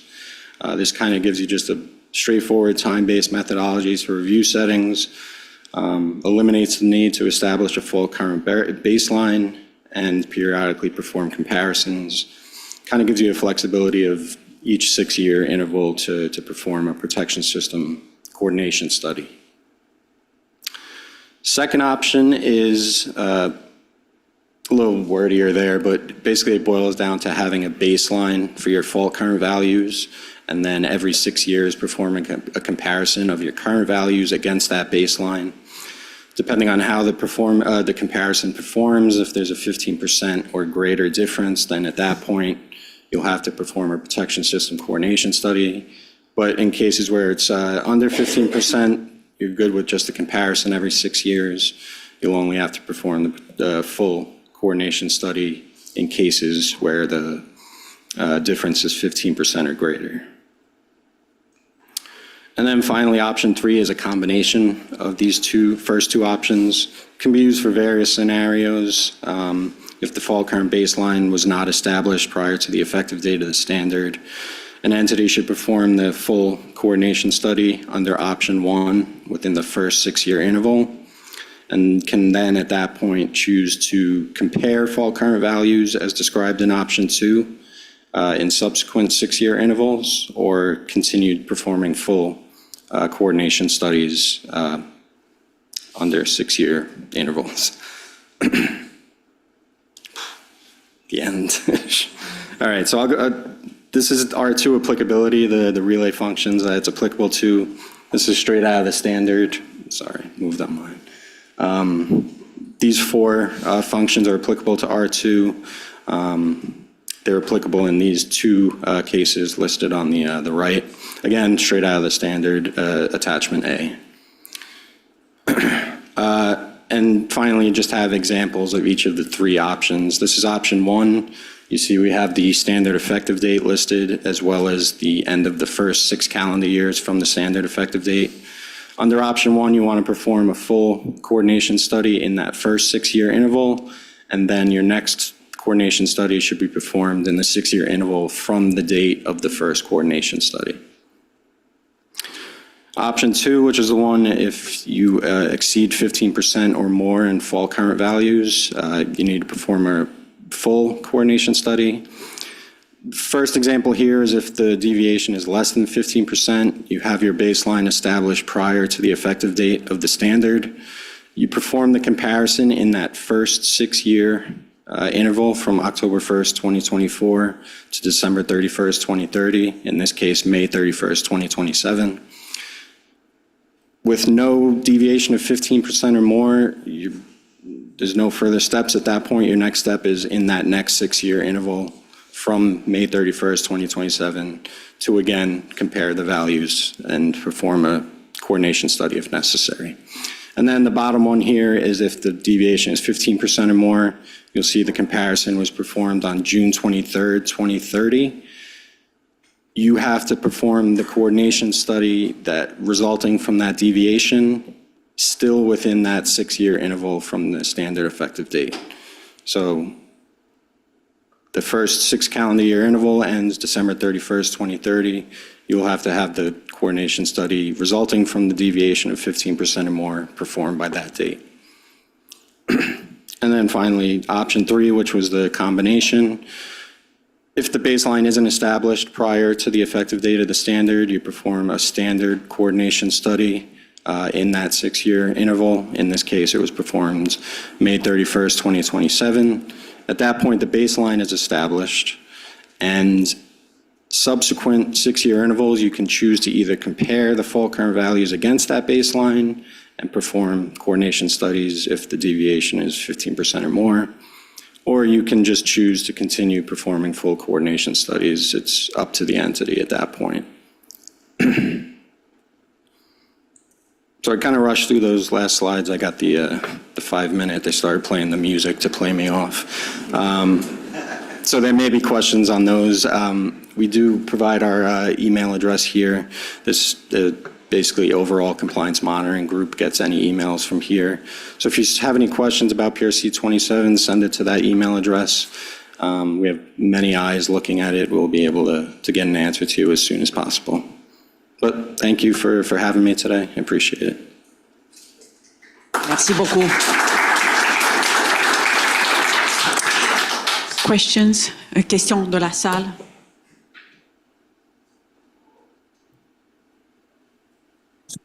Pour le moment, aucune. No. So far, no one. Est-ce qu'on a des questions? Are there any questions online on Zoom? No. Une question, one question. One question. See what I could do. We have.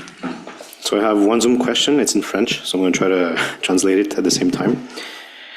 For the baseline before October 2024, can you correspond it to the data during the mise en service, during the entry into operation?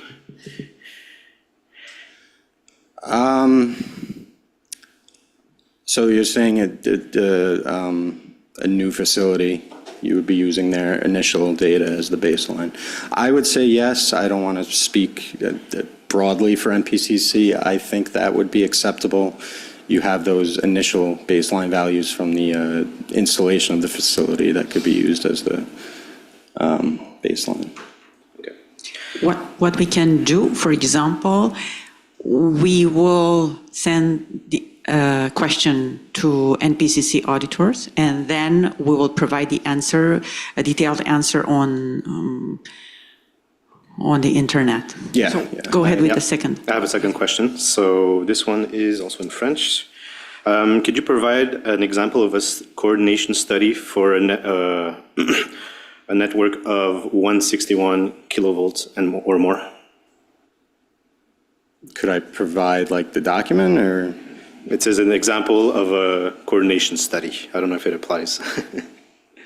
I'm not exactly sure what they'd be looking for, but I mean, you're going to want to review all your protective system settings, ensure the values are set properly to cover the fault current that they need to.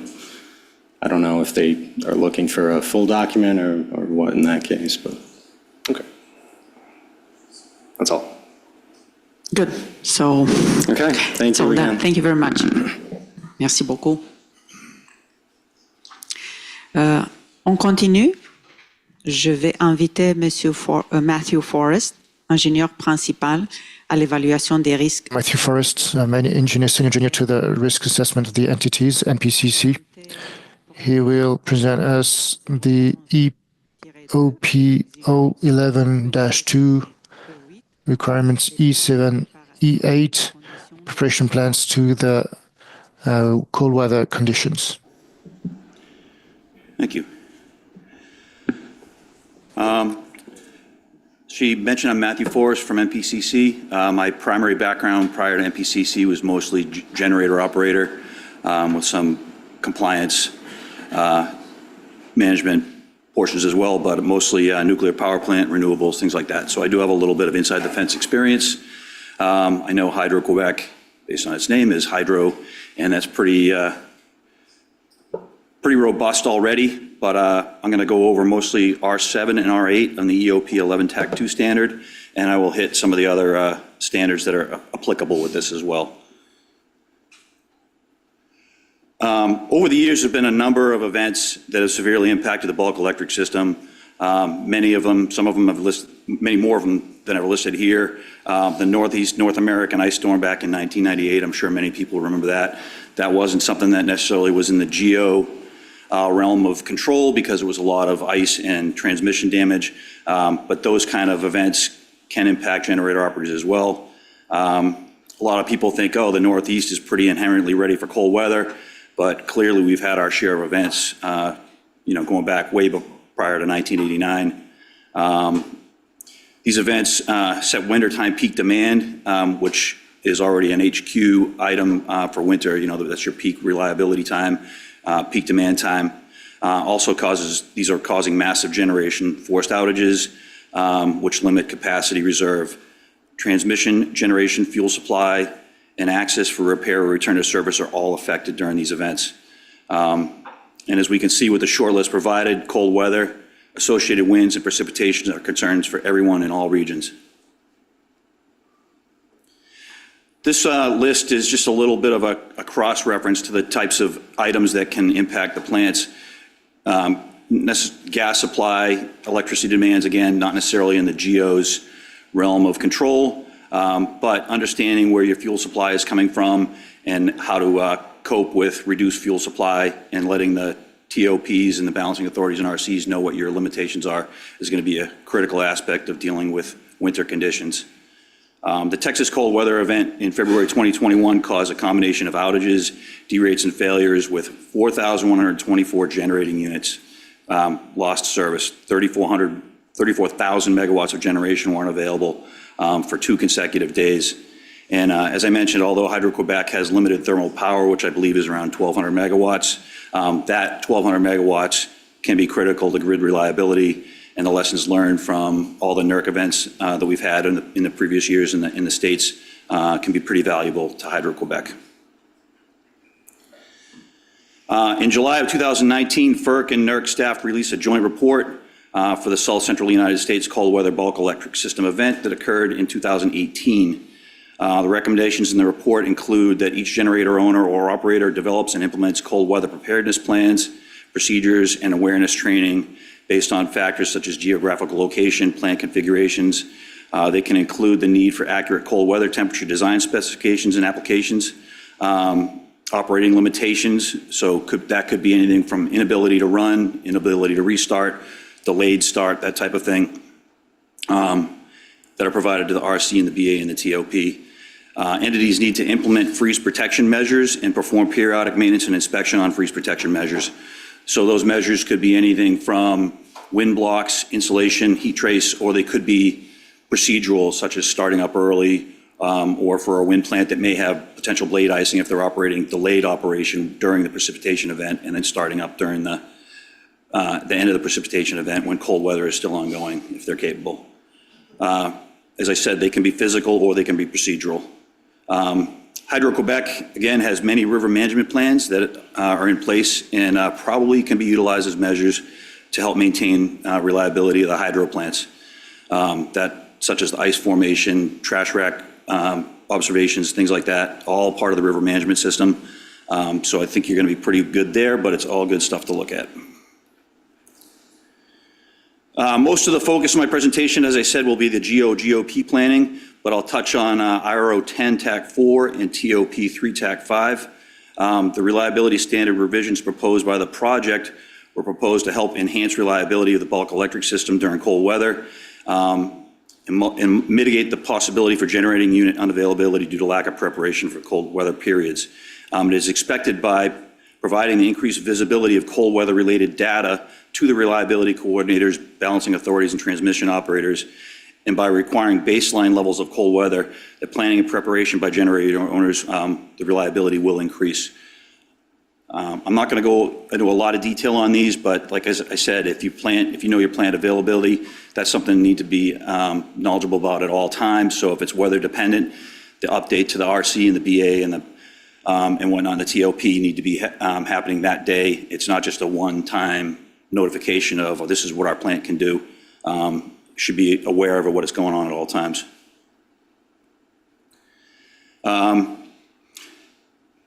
The list I have here is consistent with the cold weather data from the GOP, EOP 11 TAC 2, R7.3 of the standard. I'm not going to read the whole thing, but again, capability and availability, fuel supply issues, switching capabilities, and environmental constraints are key items that the BAs need to be understand about. And then generating unit minimum. So when the GOs come up with their generating unit minimum temperature, it's the same criteria as I have listed here, and it's one of those three. And then for TOP3, it's just added cold weather information is the same information as IRO 10 R1 for the reliability coordination RC, but R1 for transmission operators and R2 for balancing authority as part of TOP3.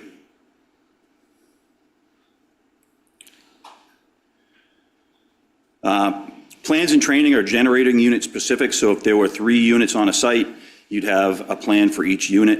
If there were 3 generators in one building that are all identical, you could have a plan for that one unit that has 3 generators in it. But there are plants and sites that have various items on them. They might have wind, they might have solar, they might have 2 different kinds of generators, that type of thing. I don't want to beat that into the ground because I want to be cognizant of our time here. But if anybody has any questions on that, at the end we can go over them.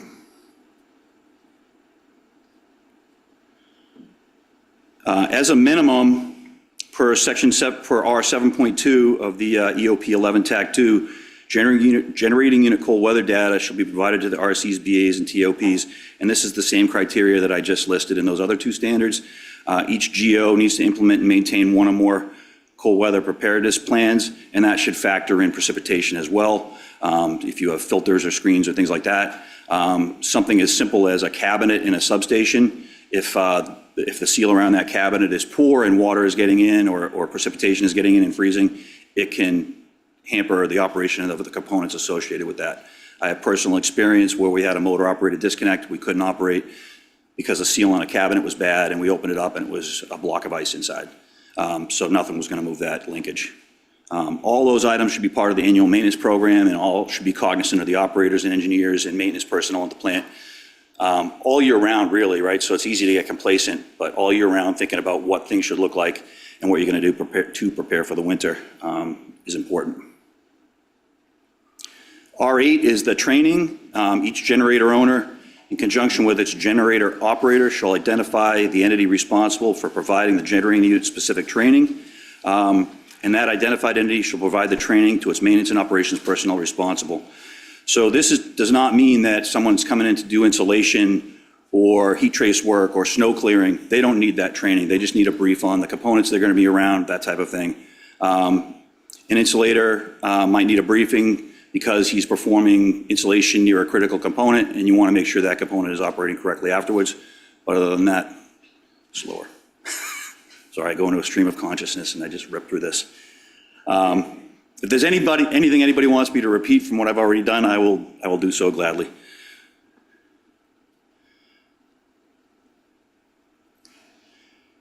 There are a number of items on the NERC website. The ERO CME practice guide on cold weather is a great one. It's got a lot of questions and ideas. But like anything, each one of the items that are in that practice guide can be extrapolated out to multiple levels. So it's not just a single question. You really have to think about knowing your plant, knowing what's going on, and being able to take the questions that are in that practice guide and apply them to figuring out how each entity is going to create a cold weather plan or create training and understand what components they need to look at. The implementation project plan, again, is another good one. For example, for R7, the GO needs to be able to provide documentation to show that it has a preparedness plan and it was developed for Hydro-Quebec prior to 10/1/24. For R7.2, the GO needs to be able to provide documentation to show that the annual inspection and maintenance of generating unit freeze protection measures took place prior to 10/1/24. For R8, which is the training item, the GO and GOP need to be able to provide documentation to show that the training for maintenance and operations personnel was completed again prior to 10/1/24. Verify your completion of the initial performance of the GOP requirements, the operating plans, the implementation, and the training plan. Still going too fast. And be aware of upcoming standards changes.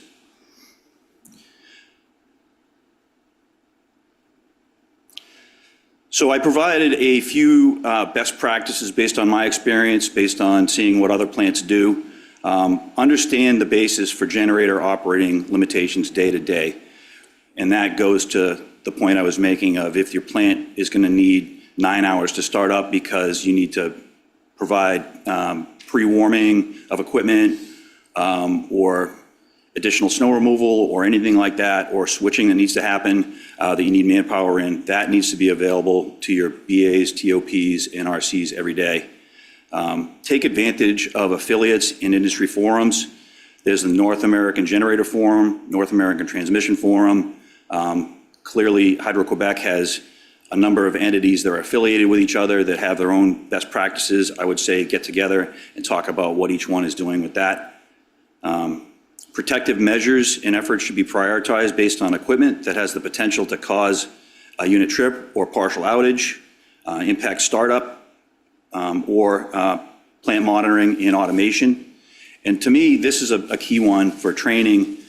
Knowing that you have equipment that can cause a plant trip and understanding what it does so that maybe it can be mitigated is a key aspect. So if there's an instrument that might be freezing, if a control room operator can do something to take manual control of that equipment so that the automation doesn't take the plant out, you can keep the plant online while you mitigate the issue that's causing the freezing. Make sure you understand the adversity impact of the environment, understand anything that can cause fuel disruption, and anything that can understand, that can reduce plant safety. Again, the approach is not going to be the same for everybody. Thermal, wind, solar, hydro, all going to have different approaches.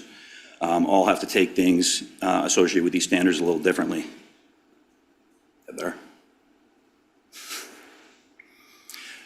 Some more suggested best practices. As I said, don't be complacent. Think about cold weather, even in May, June, July. Split up the winter preparation. Looking at coming out of the winter, that's a good time to write down any winter issues that you may have had, come up with corrective action plans or condition reporting that you're going to utilize to figure out another solution. The plans, the training always can be updated any time of the year. It's not a one and done. There's no fault for figuring out new things that you want to do. It's a recommendation. And again, this is to promote reliability. This is a very, I guess, internal controls heavy standard, right? So procedures and processes and training are going to be key here. Know and check single failure equipment. Understand the plant trip criteria associated with that.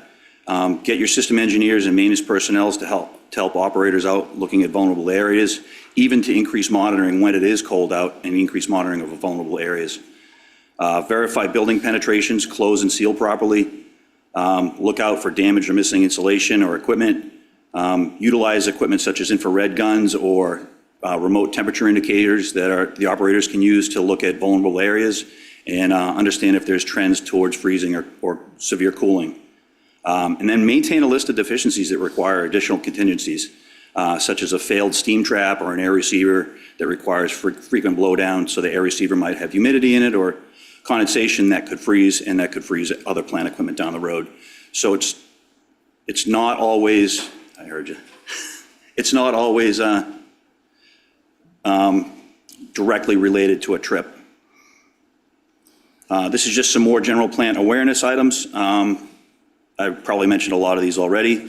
And then my last slide is a lot of references that are available, some really great key references that are here. The reliability guideline and generating unit winter readiness, version 4 just came out, is a great document.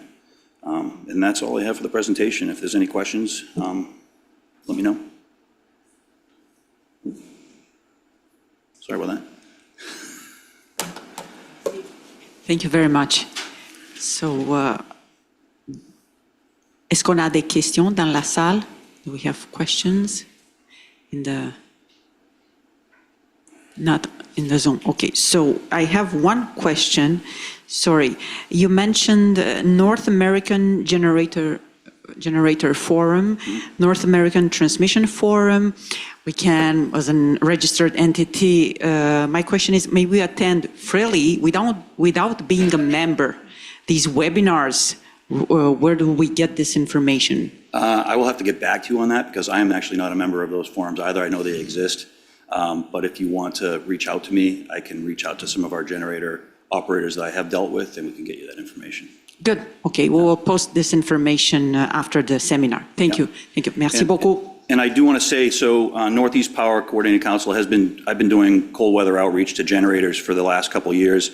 I know it's a little bit of a haul coming up to Quebec, but if any of the entities want to reach out and even have a virtual conversation on cold weather preparedness and whatnot, we're more than welcome to do that. It's an outreach. It's not an assessment or a certification or an audit or anything. It's really just trying to help get reliability up. So. Merci beaucoup. Thank you very much. You're welcome.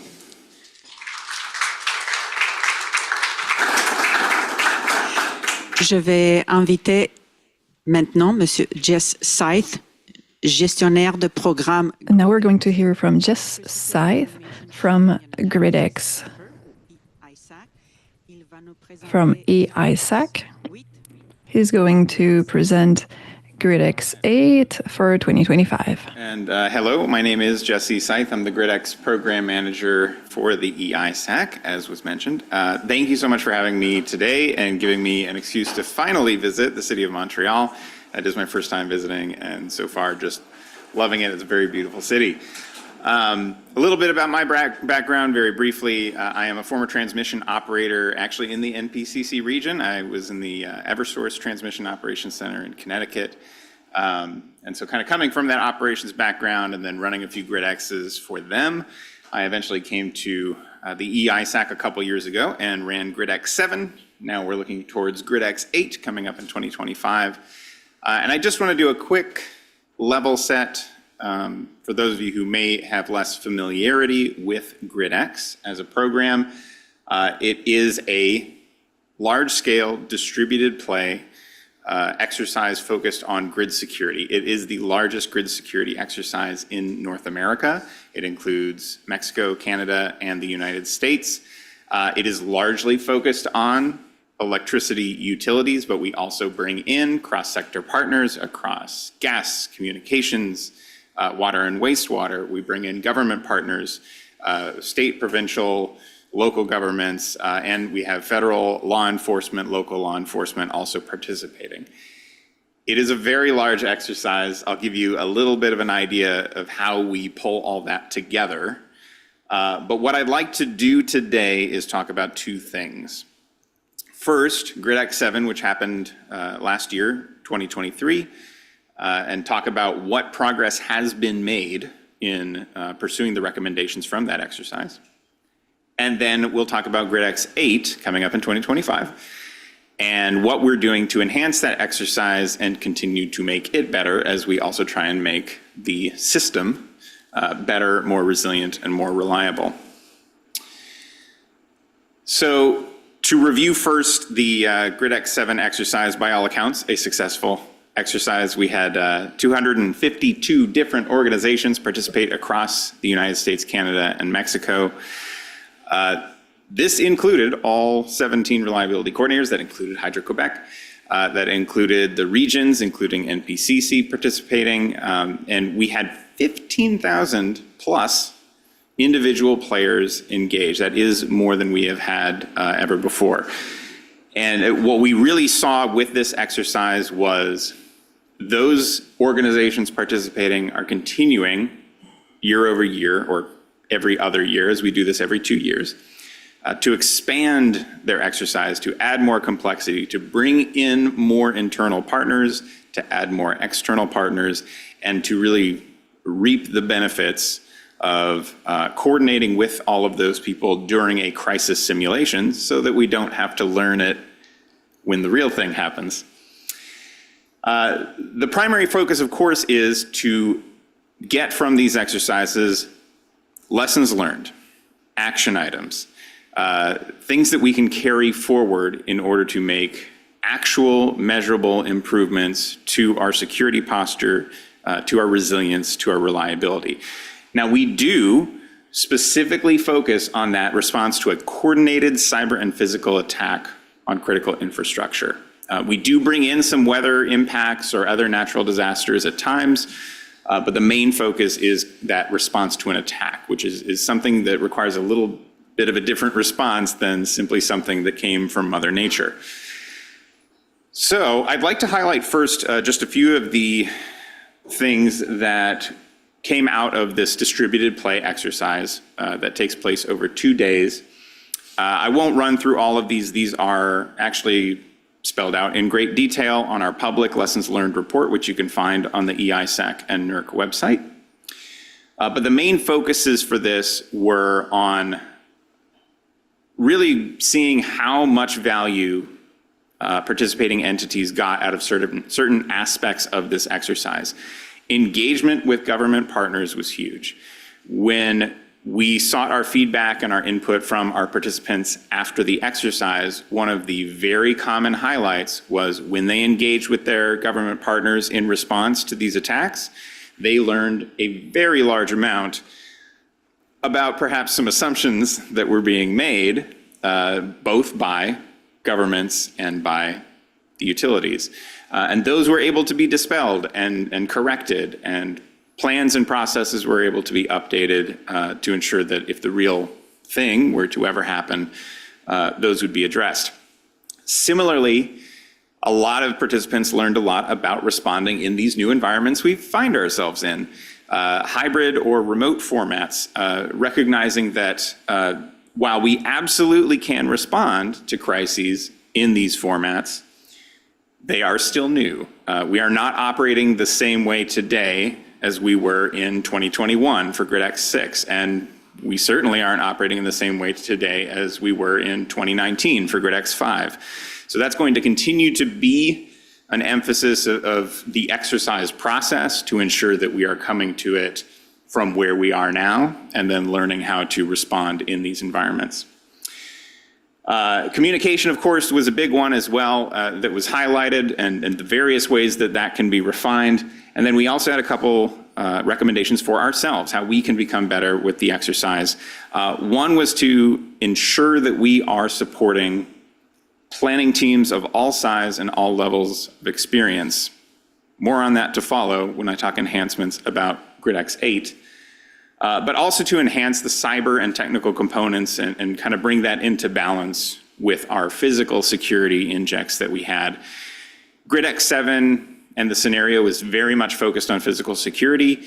You may recall that late 2022, early 2023, there were some fairly high-profile physical attacks on substations, and that was right around the time we were developing the scenario for GridEx 7. As you can imagine, that featured very heavily. There were plenty of cyber injects that featured in that exercise as well, but there was some feedback we received asking us to bring it a little more into balance, so we'll refocus on that for 8.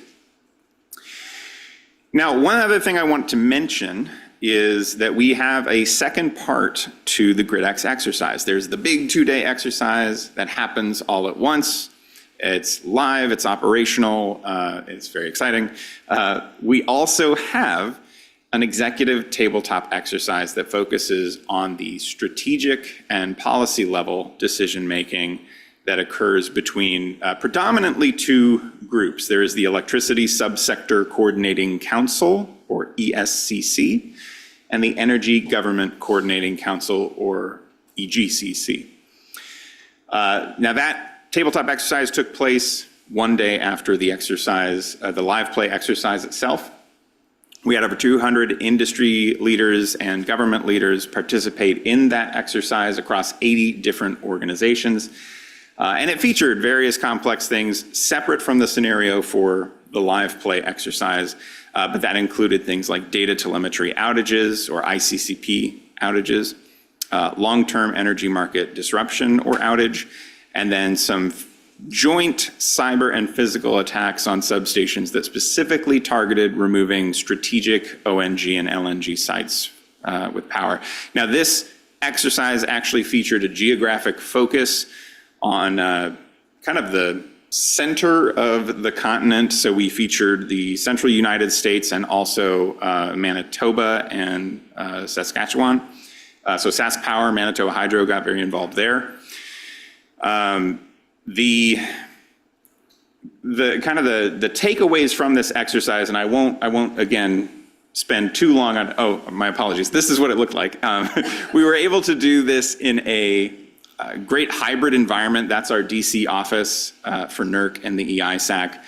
And we were really able to have a good group of folks in the room and also a good group of folks online.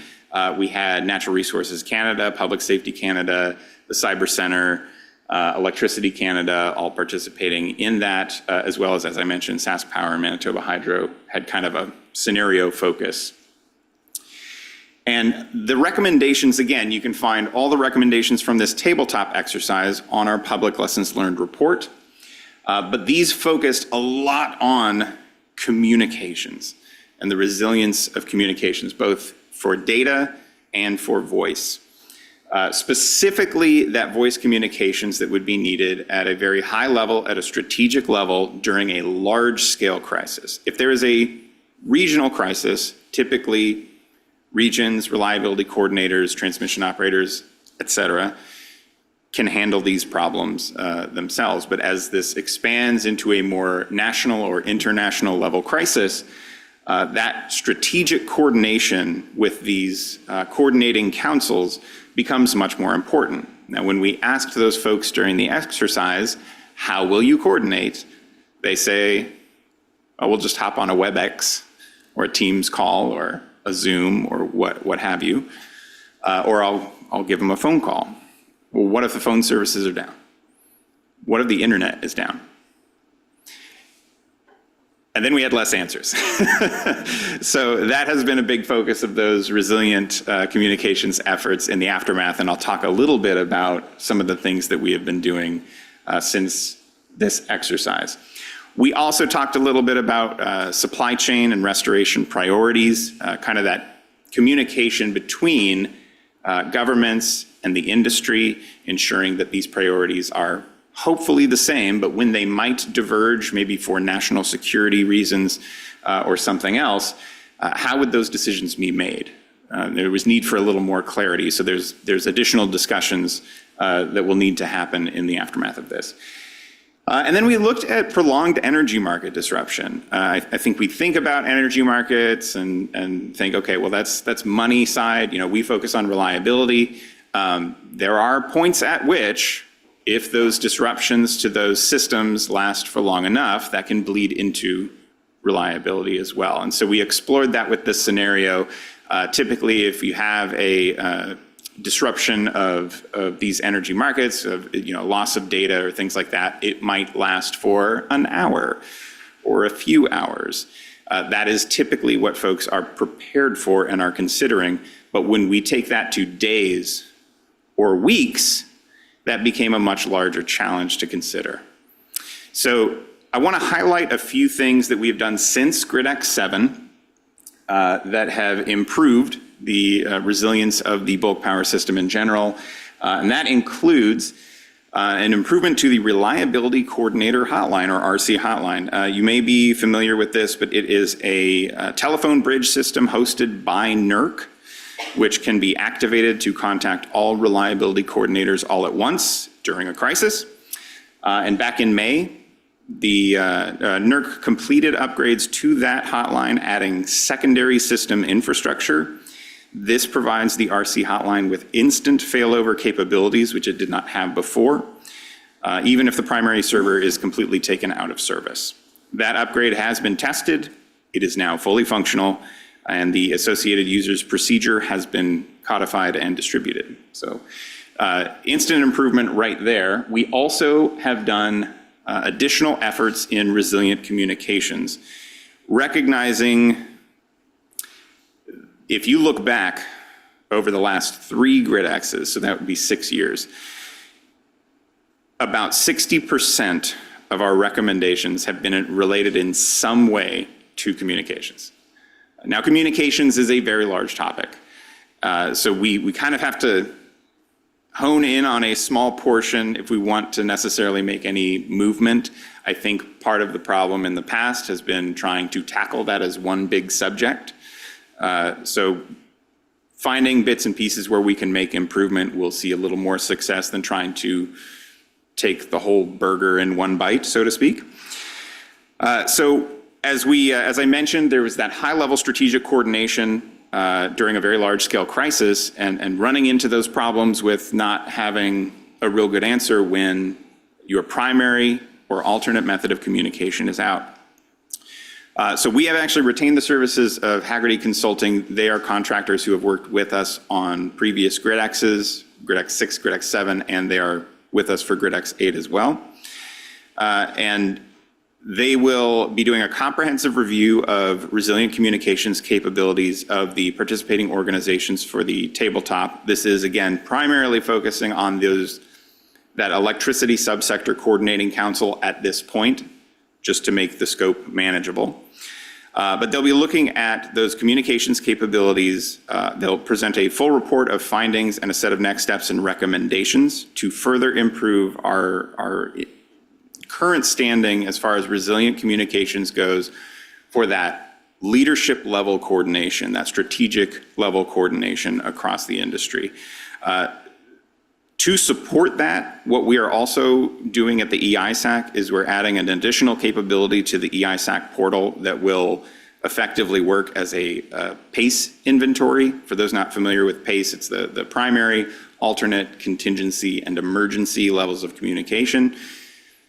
ensuring that we have an inventory, at least for the members of this industry coordinating council, would go a long way towards solving some of those issues that we ran into during the exercise. So interested to see where that goes. That is, it's actually implemented. The infrastructure is already there. We're currently populating that directory, and then we will have it ready by the end of the year. I also want to highlight the Universal Utility Data Exchange, or UUDEX. Back in April, after we issued these recommendations, and we focused on the resilience of data communications between control centers and how that could kind of grind some things to a halt if it were disrupted. The U.S. Department of Energy's Office of Cybersecurity, Energy Security, and Emergency Response, or CSER, convened an industry webinar on this technology in coordination with the Pacific Northwest National Laboratory, or PNNL. UUDEX, I apologize, I am not an expert. I couldn't explain this diagram if I wanted to, but it is a technology framework that could transform the ICCP infrastructure that we currently have in the industry. It is more resilient, it's easier to stand up and to expand. And this webinar discussed some of the strengths and logistics of this infrastructure, and it also laid out some next steps for potential broader adoption. The very exciting news so far is that there is currently a contract negotiation underway with GE Research that will be taking this project on to validate it, to harden it, and to standardize it, so that UUDEX could potentially replace the ICCP protocols that are currently in use ubiquitously throughout the transmission system. They are doing that in coordination with the Mid-Continent Independent System Operator, or MISO, which I'm sure many of you are familiar with. And our hope is that will lead to additional resilience improvements for data communications throughout the entire grid. And the last note there being that energy market resilience, as I mentioned, this was a heavy feature for our scenario. That is something that is being focused on with the ISO RTO Council. They will be bringing long-term electricity market system or data unavailability solutions. They'll be looking at alternate market pricing options as a topic for discussion, again, during a crisis like this. They'll be bringing that up with the ISO RTO Markets Committee. And in support of these efforts, PJM has also shared their best practices. They had done some work on this in the past, this long-term energy market disruption. And they're sharing some steps taken with the RTO community if markets are disrupted for extended periods of time. So I know I just rambled on for a very long time about various improvements. I hope you'll trust me that in general, it's really exciting to see that the whole reason that we do this GridEx exercise, is to ensure that we are making these improvements. We are seeing measurable changes in our resilience, in our security posture, to ensure that if that day ever comes, we are a little more ready, we are a little more prepared, and we can take a few more hits than we might have before. So with that, I do want to talk about the current exercise we are working on, GridEx 8. As you can see, that is coming in November 18 and 19, 2025. Mark your calendars. The big focus that I want to mention here, as we looked at those lessons learned and those action items and practicing crisis coordination in an attack scenario on the bulk power system, the power of GridEx is that you are able to bring together not just your organization, but neighboring organizations. If you're a reliability coordinator or a region, all the organizations within your footprint, cross-sector partners, government partners, and so on. And you can all practice this coordination together during a nice blue sky day and not the real thing all at once. And I have seen the amount of improvements that I've seen come out of these past GridEx exercises has been wonderful. To see folks entirely change the ways they mobilize personnel during a crisis or the ways that they notify field personnel. the ways that they manage reporting for work during a crisis, the way that they manage how they process, how they proceduralize load sheds. I've seen a lot. For this time around, what I really want us to focus on for GridEx 8 is, in a way, bringing it back to the basics. I have talked about how GridEx 7, everyone expanded and added more complexity, and I want to enable larger organizations to continue to do that. But one thing we did notice as we looked at past GridExes is that since GridEx 5 in 2019, we've had fewer organizations participate. It's started to drop off, at least organization-wise. We've had more people playing, but that's just because everybody who is here is still going bigger. So we dug into that information a little more. We sought feedback. Why are we losing some organizations? And the answer, very clearly, is that we are, as I said, bigger and more complex than ever. And that means that smaller planning teams are getting a little bit left behind. And we see some smaller organizations that look at GridEx and see all the materials that we provide, and they say, well, I have one person I can commit to plan this entire exercise, and that person also wears 5 other hats. So I don't know if we can participate this year. And so sometimes they don't. So what we'd like to focus on this time is bringing that back around, kind of finding ways to repackage GridEx to make it more manageable for these smaller planning teams and bring them back into the fold, while still serving all of the needs of those larger organizations that want to go big. Now, the way we're going to do that involves a few different things. Just to give you an idea of how we put all this together, it involves, of course, leadership from the top, from our NERC and EISAC CEOs, our Vice President of Stakeholder Engagement. We also have a core GridEx planning team that kind of manages the cutting room floor, so to speak, and keeps everything moving forward. But the main work comes from that center group of teams. Those teams are entirely composed of subject matter experts and folks who were nominated throughout the industry, throughout Canada, the US, and Mexico, who have volunteered their time to contribute to the design and development of GridEx 8. And those teams have actually started up. They're not necessarily full, so if you know somebody who would be interested in joining these teams and they have good ideas on scenario, we would love to hear them. But the design team is very much focused on building that scenario out. The reliability coordinator team was a new one that we put together in GridEx 7 that really focuses on reliability coordinators and their role in the exercise. Hydro-Quebec featured heavily on that team in GridEx 7. The subject matter expert teams, of course, focusing on both cyber and physical to make sure that we're generating realistic scenarios and injects and making sure that it comes across well to the planners who are participating. And that's where the right side comes in. All those 252 organizations, or hopefully more this time around, will have their own local planners. And they will receive all of the materials that we generate from these first 2 sets of teams, and they will take it, customize it, make it their own, make it apply to each of their organizations' areas or footprints, and then let it all play out for their players. It is incredibly complex to kind of see come together all at once, but you have all of these overlaying exercises happening all throughout North America, all at the same time across those 2 days.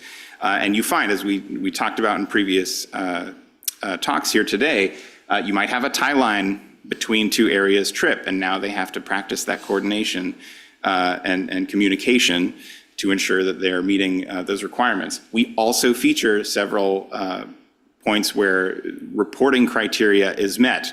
Guaranteed, we always push it to the point where firm load shed usually needs to happen at some point in the scenario. And then, of course, there's all the reporting criteria that comes with that. So being able to practice those processes right along with our regions, our reliability coordinators, is critical. Just a quick timeline to give you a sense of what to expect. We do have our first big planning meeting coming up at the end of this month, October 29. We do have 2 more planning meetings scheduled throughout the next few months. And then we also have a series of training webinars that we do. This will be similar to what we did for GridEx 7. But these training webinars are opportunities to focus in on various aspects of planning for GridEx, whether that's a webinar just designed for beginners, whether it's a webinar very focused on engaging external partners and cross-sector partners, or it could be something else. And then, of course, distributed play happens in November. It is over a year out. Especially if you're a larger organization that wants to go big, you will be very surprised how quick that year goes by if you're planning for an exercise. So starting early is always good. Now, some of the things that we want to focus on for GridEx 8, I've mentioned a few of them before, but we really want to, as we always have, focus on the threats that we are facing today and the threats that we're facing in the future. It's why we bring those teams together. I'm not the one out there dealing with this every day, every moment, but the folks that we bring into those teams are. And getting their input on what might be the most concerning thing on the horizon and what keeps them up at night, that's exactly how we stay ahead of these things. It's been nice to see how GridEx over the years has really been ahead of many of these threats. One claim to fame that we now have is that in 2017, for GridEx 4, we had, I don't know who it was who suggested it, but someone had mentioned, hey, you know what we should have? Let's have a pandemic scenario. Because I don't think folks have their pandemic plans set up very well. And so they added it to GridEx 4. In the aftermath of GridEx 4, utilities all across North America updated their pandemic plans and created more robust plans for that. I know there were several utilities that didn't have one before that. But then they made it. And then it wasn't as funny after 2020, but we all joked about it at the time and we called it the exercise flu, and yeah, not as funny anymore. But definitely gave us a lot of benefits there. So other things we're gonna focus on for GridEx 8. One thing I wanna highlight, and I'm very excited about this because we haven't done it before, we want to have in the background of our GridEx 8 scenario, hosting a global event of some kind. You may be aware that there are some pretty major global events coming to the North American shores in the next few years. GridEx will be in 2025. In 2026 is what? I think I heard it. The World Cup. Yeah, the World Cup is in, and that is affecting Canada. It's affecting the US. It's affecting Mexico. I know Montreal won't be getting a World Cup game, but I think Toronto and Vancouver will be. Of course, Montreal is not a stranger to hosting global events. As a Formula One fan, I have on my bucket list seeing a Canadian Grand Prix here. Haven't yet. But this is the kind of thing that we want to have in the background. We won't call it the World Cup. It'll be the World Mug, the World Goblet or something. But we'll have some global event happening. And I think what this will do is ensure that we have an easier way of bringing in law enforcement and government partners as well to kind of show them the value of that. Because I know many law enforcement and government partners are very focused on this. I know out in California, looking ahead to 2028, the Olympics being out there as well, very, very hot topic. Folks are already planning for it. So we are doing that. We're also going to refine our cyber index, as I mentioned, for more usability, more accessibility, kind of refocus on that cyber aspect. And then I mentioned enhancing engagement with state, local, and provincial governments, broadening electricity industry participation. And I believe the way that we can do that is by improving accessibility for these smaller planning teams, as I mentioned. And so what we are doing is just to give you a sense of what they are usually seeing. This is all of the planner materials we provided for GridEx 7. Many of these documents are 20 plus pages. The GridEx 7 MESL, or Master Scenario Events List itself, is a massive document. It's kind of this huge Excel spreadsheet. And if you're one person in charge of the whole planning, it may just look like a little too much to deal with. So what we are going to do is shrink this down as one version of the exercise, still keeping all of that stuff available in GridEx 8 for those who need it. Because to be clear, there are organizations that will take all of this material, they will use it all, and then they will also make their own, and they will expand upon it, and they'll customize it, and they go crazy. And it's great to see. But for those smaller planning teams, I want to give them an exercise plan and 2 master scenario events lists or measles. And they can pick or choose the combination of them both. Some organizations really just want to do the cyber side. Some just really want to do the physical side, or they can combine them together into one. But even if you combine them into one, however you slice it, this will be a smaller version of the scenario and of the exercise. But the great part is, it will still maintain all the main scenario beats of the big version. So if a small organization is using one of these kind of GridEx in a box packages, they will still have a scenario that lines up with all of the larger organizations that they might be participating with. In addition, because after I told this plan to some of the folks giving us feedback and we kind of shopped this around, just about everybody has been very excited about this idea and said, this is great, this is going to bring people back. But there's still some organizations that say, look, I don't even have the time for that. I can't do a full-scale exercise some years. And so, as a last resort, if that can't be done, we want to remove the measle entirely and also create a tabletop package as well.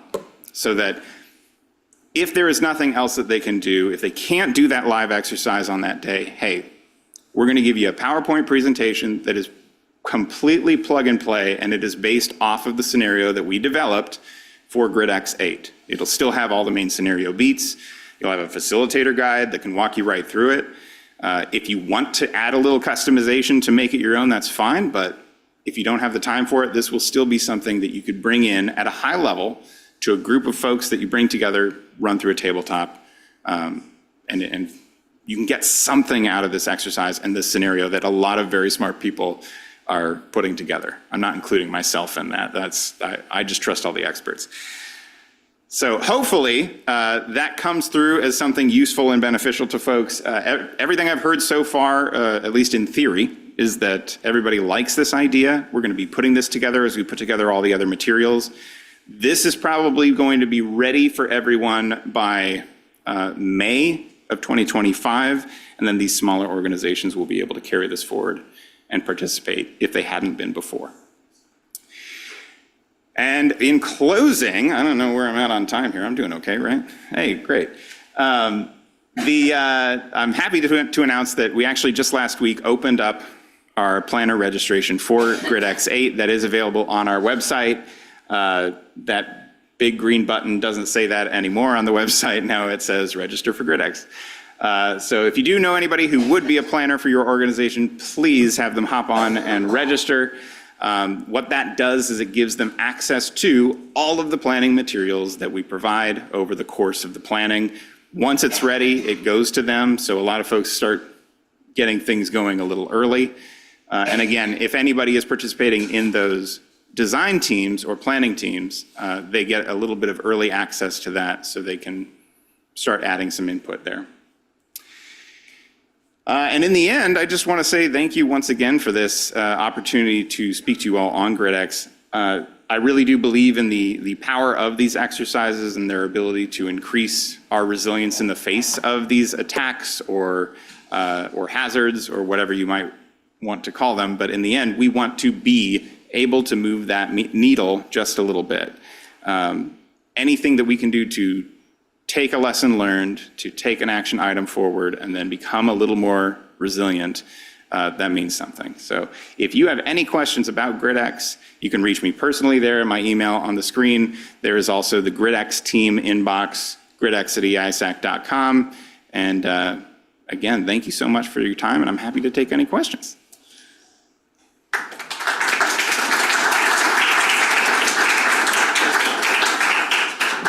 Merci beaucoup, Jess. Est-ce qu'on a des questions dans la salle? I see a question. Jess, do you have questions here in the room?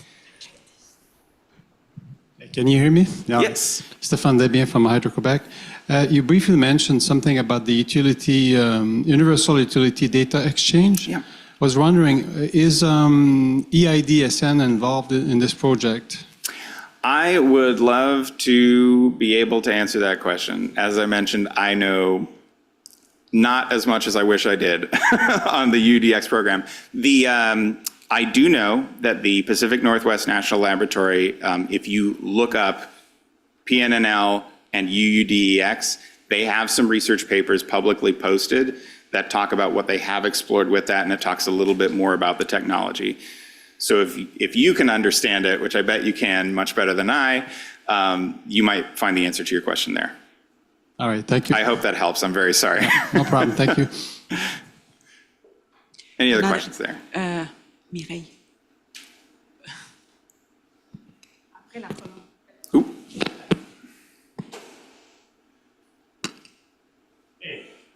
Hello. Yeah. All right. Thanks for that presentation. I learned a lot there.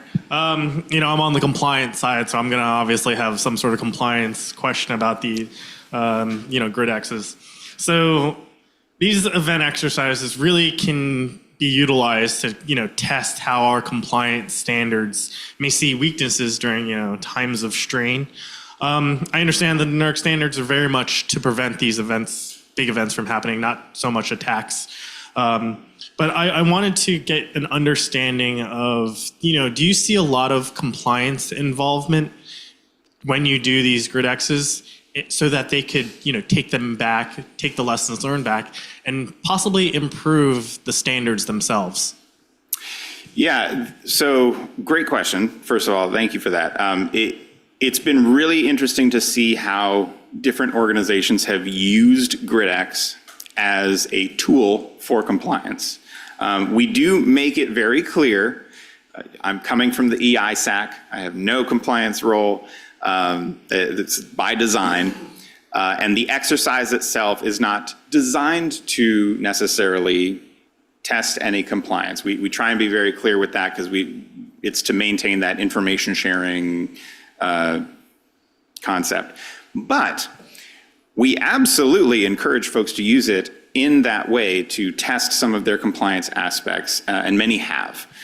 So I can't give any specific examples here, but in general, we have seen people use it to test their reporting requirements.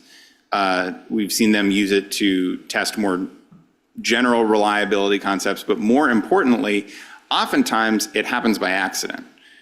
They run through their processes, they run through their response, they go through the exercise, and at the end of it, they might spot something and go, oh, okay, well, this is something we can do to improve either our ability to maintain compliance or, in a rare case, possibly catch a part where they're not compliant. That's not ideal, but you want to catch it there before it being caught somewhere else. So we have seen that happen in the past, and that has proved very beneficial to folks who engage with it. Yeah.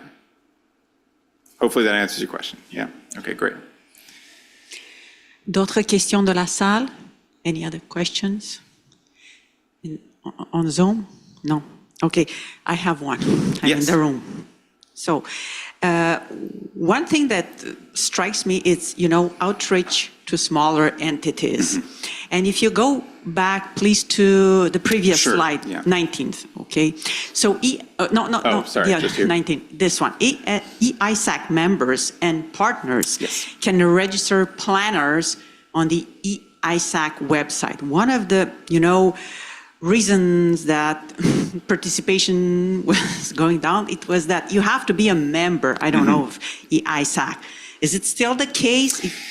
That is a great question. And we are currently, the policy remains, yes, EISAC member or partner. That being said, to get access to the EISAC, to be a member of the EISAC portal, or at least for your organization to be on that, it is free. It's not there's no charge there, and you can kind of engage with the EISAC wherever you wish.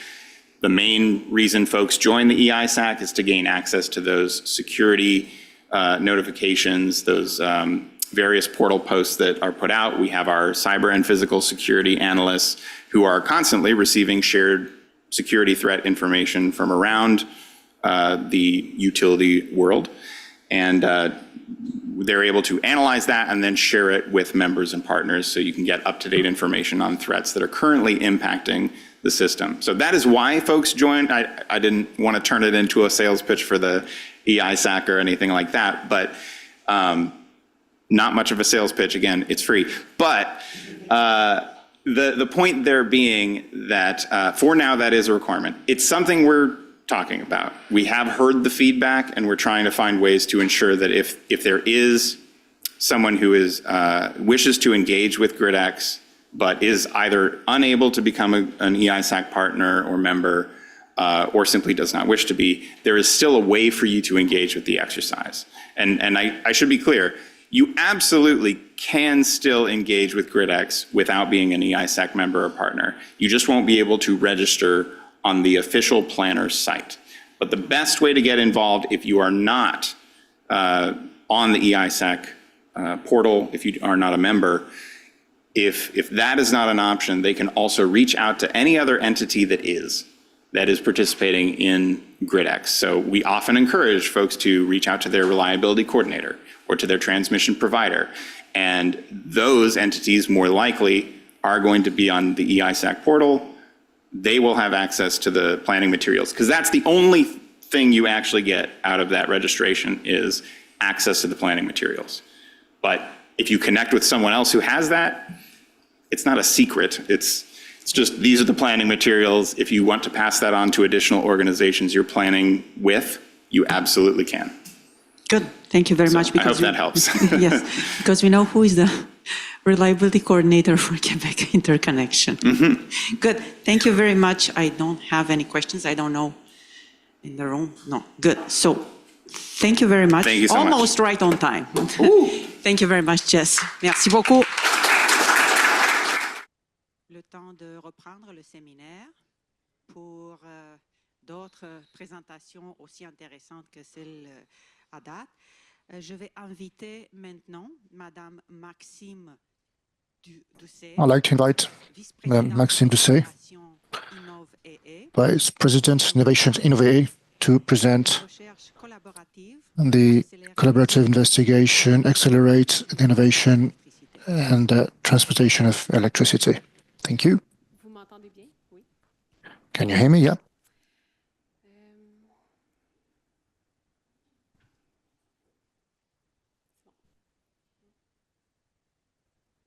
Are we all good? Yes.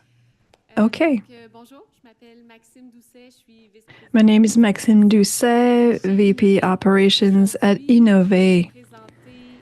Today, I am presenting the program Innové, who we are, what we do, but also the funding program for collaborative research that we set up in partnership with the Régie since 2022. Innové is a sectoral grouping.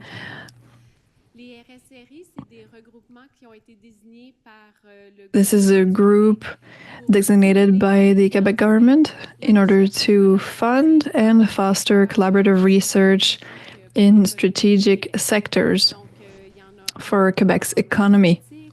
So there is one in aeronautics, one in IT, one for advanced materials. We focus on electric energy, and we were set up in 2012. You can hear me well? All right, okay. Donc, pourquoi la recherche collaborative? Pourquoi ces 9 organisations-là ont décidé d'utiliser... Okay, so these organizations decided to use collaborative research. Why? Well, the main obstacles to innovation in businesses are as follows: the funding and the risks related to R&D. Those are the two main obstacles. Also, labor shortage. So with collaborative research, we liaise academics, also other researchers, and put them in contact with businesses and companies so that they can accelerate their innovation projects.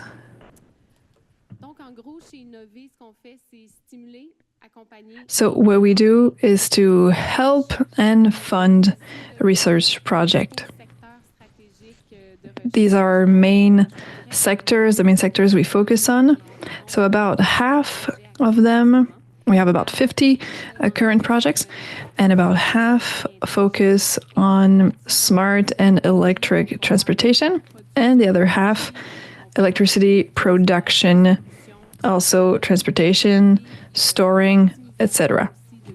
Also optimizing of using electricity.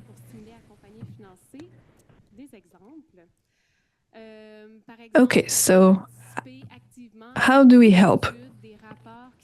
We can contribute to studies and reports of interest for the members of our ecosystem. So with smart and electric transportation, for instance, we published a white book on green hydrogen and the potential for adoption of these technologies. We also host various events with the intent to network. You can see the next event that we are hosting will be at Parc Jean Drapeau mid-October. We'll focus on the energy transition. So I think some of the stakeholders here will be interested by that topic. We'll address reliability of a growing network, among other things.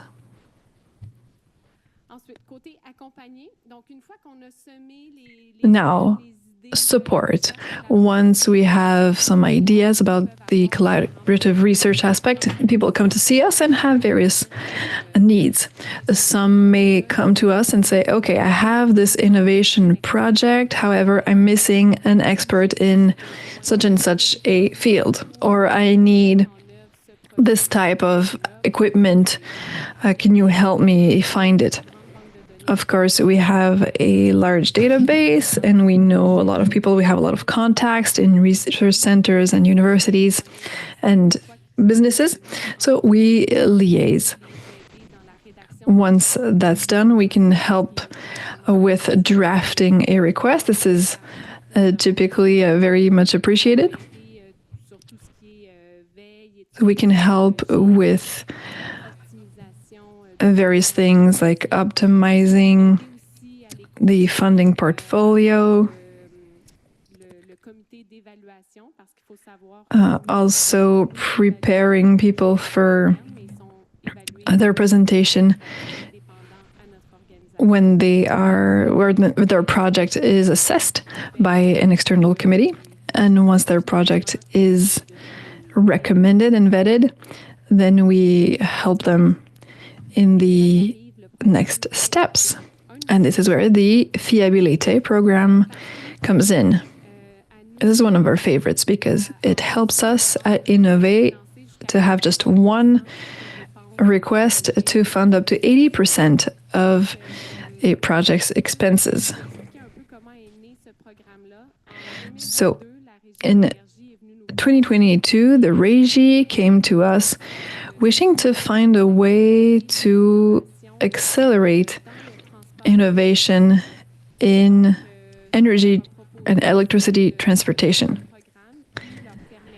So we suggested to set up a program that will help them to use the penalties in order to fund collaborative research in their domain of interest, which is the reliability of electricity transportation.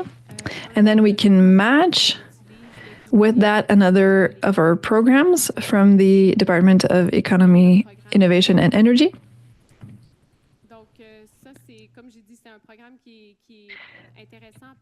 This is a great program because with a single request, we can get a maximum of funding.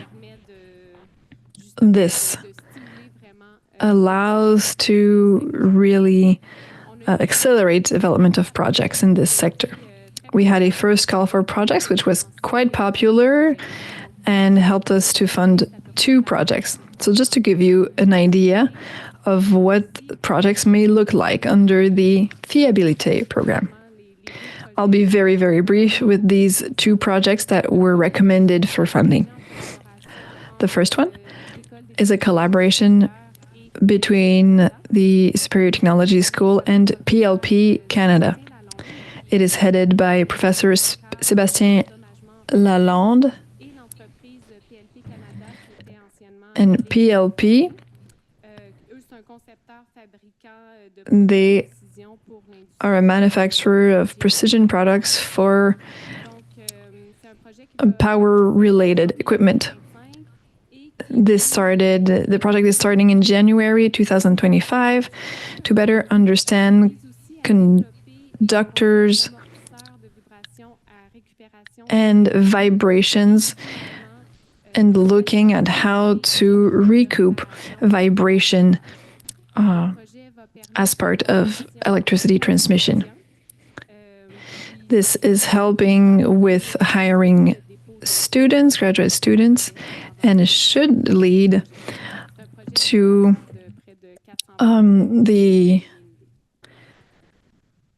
to 2 patents.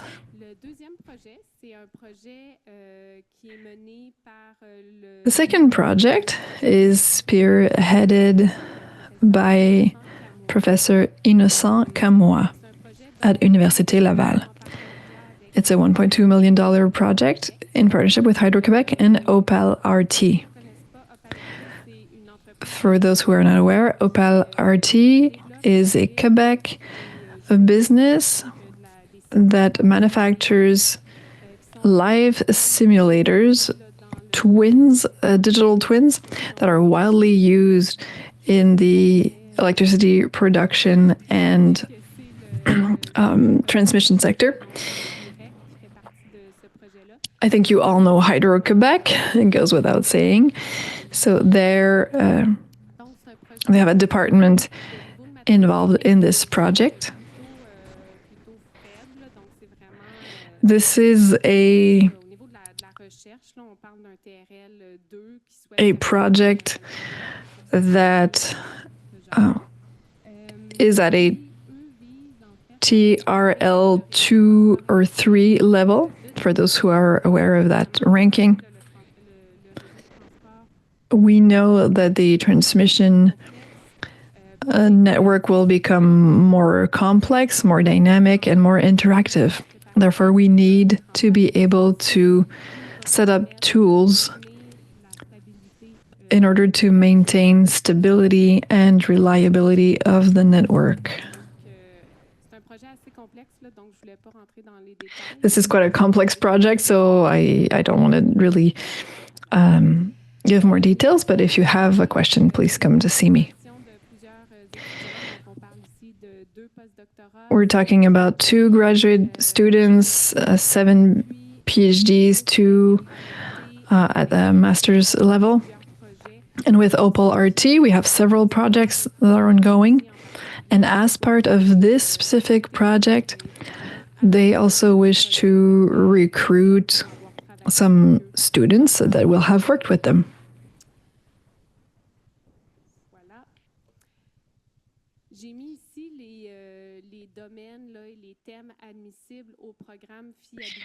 Here are the fields that may fall under the Fiabilité program.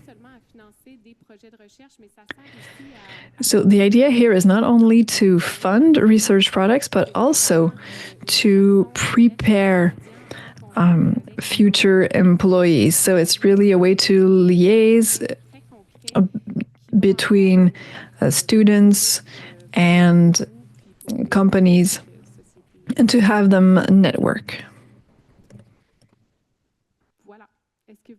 There you go. Any questions?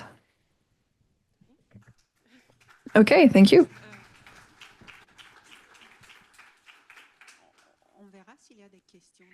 We'll see if there are questions from the room, just in making sure. Actually, I have a question. What is the timeline between a business coming to you and saying, we have this idea, and then launching the project as such? there is no fixed timeline. If there was no prior meshing, we try to put people in contact that already know each other. In this case, maybe we can go from initial request to the start of the project in 6 to 9 months, just to give a rough idea. Thank you.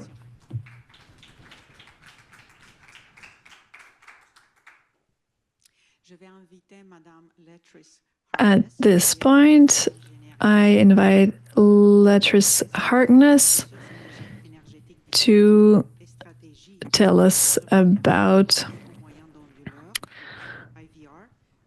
IVR and impact on reliability, activities, and outlook. But I will say bonjour. And thank you to the Régie for having me today. I'm here on behalf of my boss, Sujin Kim, the Vice President, but I have no issues with filling in. Make sure you get my good side, Ugo. I've known Ugo for a long time, so he's up with my antics here. So this presentation is going to focus on highlighting parts of the inverter-based resource strategy as well as the distributed energy resource strategy. So with the IBR strategy, we're going to start here, and I just wanted to put this here because I have 2 slides in here. One's going to be just this plain slide that says IBR strategy, and then there's going to be one that says DER strategy, so you can see where we're transitioning in the presentation. So here is the elaborate inverter-based resources strategy. All the things that I'm presenting today, you will be able to find on our NERC.com. And if you can't find those, please feel free to reach out to me or Ugo or Jesse as well, and we can direct you in the right place for those locations on our webpage. So for the IBR strategy, what you see here, there are 4 tenets: risk analysis, interconnection process improvements, best practices in education, and regulatory enhancements. And so as we all know, with the rapid interconnection of inverter-based resources, there's significant drivers of grid transformation and poses a high risk to BPS reliability. So with the speed of change continues to challenge the planners, operators, and protection engineers, and many other facets of the electricity sector, But implemented correctly, these inverter-based technologies can have great benefits to the BPS as well. With that being said, the ERO enterprise has analyzed numerous widespread IBR loss events and identified many systemic performance issues that will be addressed through this strategy here. As far as the core tenets are concerned, this is a risk mitigation strategy, and this strategy also balances the near-term and long-term approaches to ensure reliable operation of the bulk power system.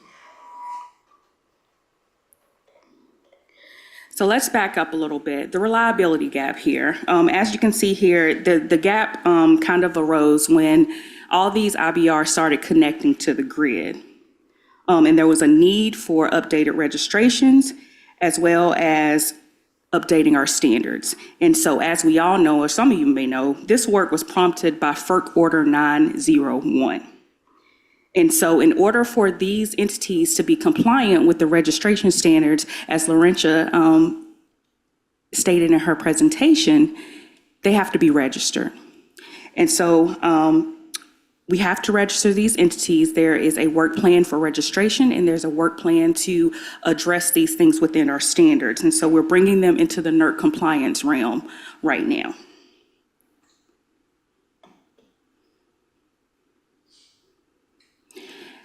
Our rules of procedure were updated, and what you see here, the solution was for us to register generator owners and generator operators.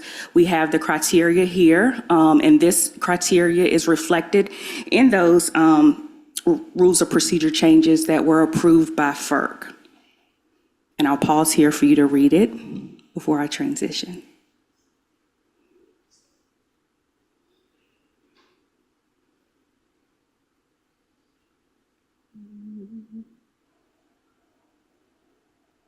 There we go. All right. Moving on, registration milestones. And like I said, you can find all of these graphics on our website as well. So we are currently in phase 2. As you can see here, this is going from May of 2024 of this year into May of 2025 of next year. And so we are in the process of identifying all those Category 2 GO and GOPs as stated in our rules of procedure as outlined by the functions that they perform, as well as continuing to do outreach to let them know who we are, what we do, what they'll be responsible for. And this is done through quarterly updates on our website, as well as webinars and in-person workshops as well. We'll be moving into phase 3, May 2025 to May 2026 here. And so all of these entities need to be registered by May 2026.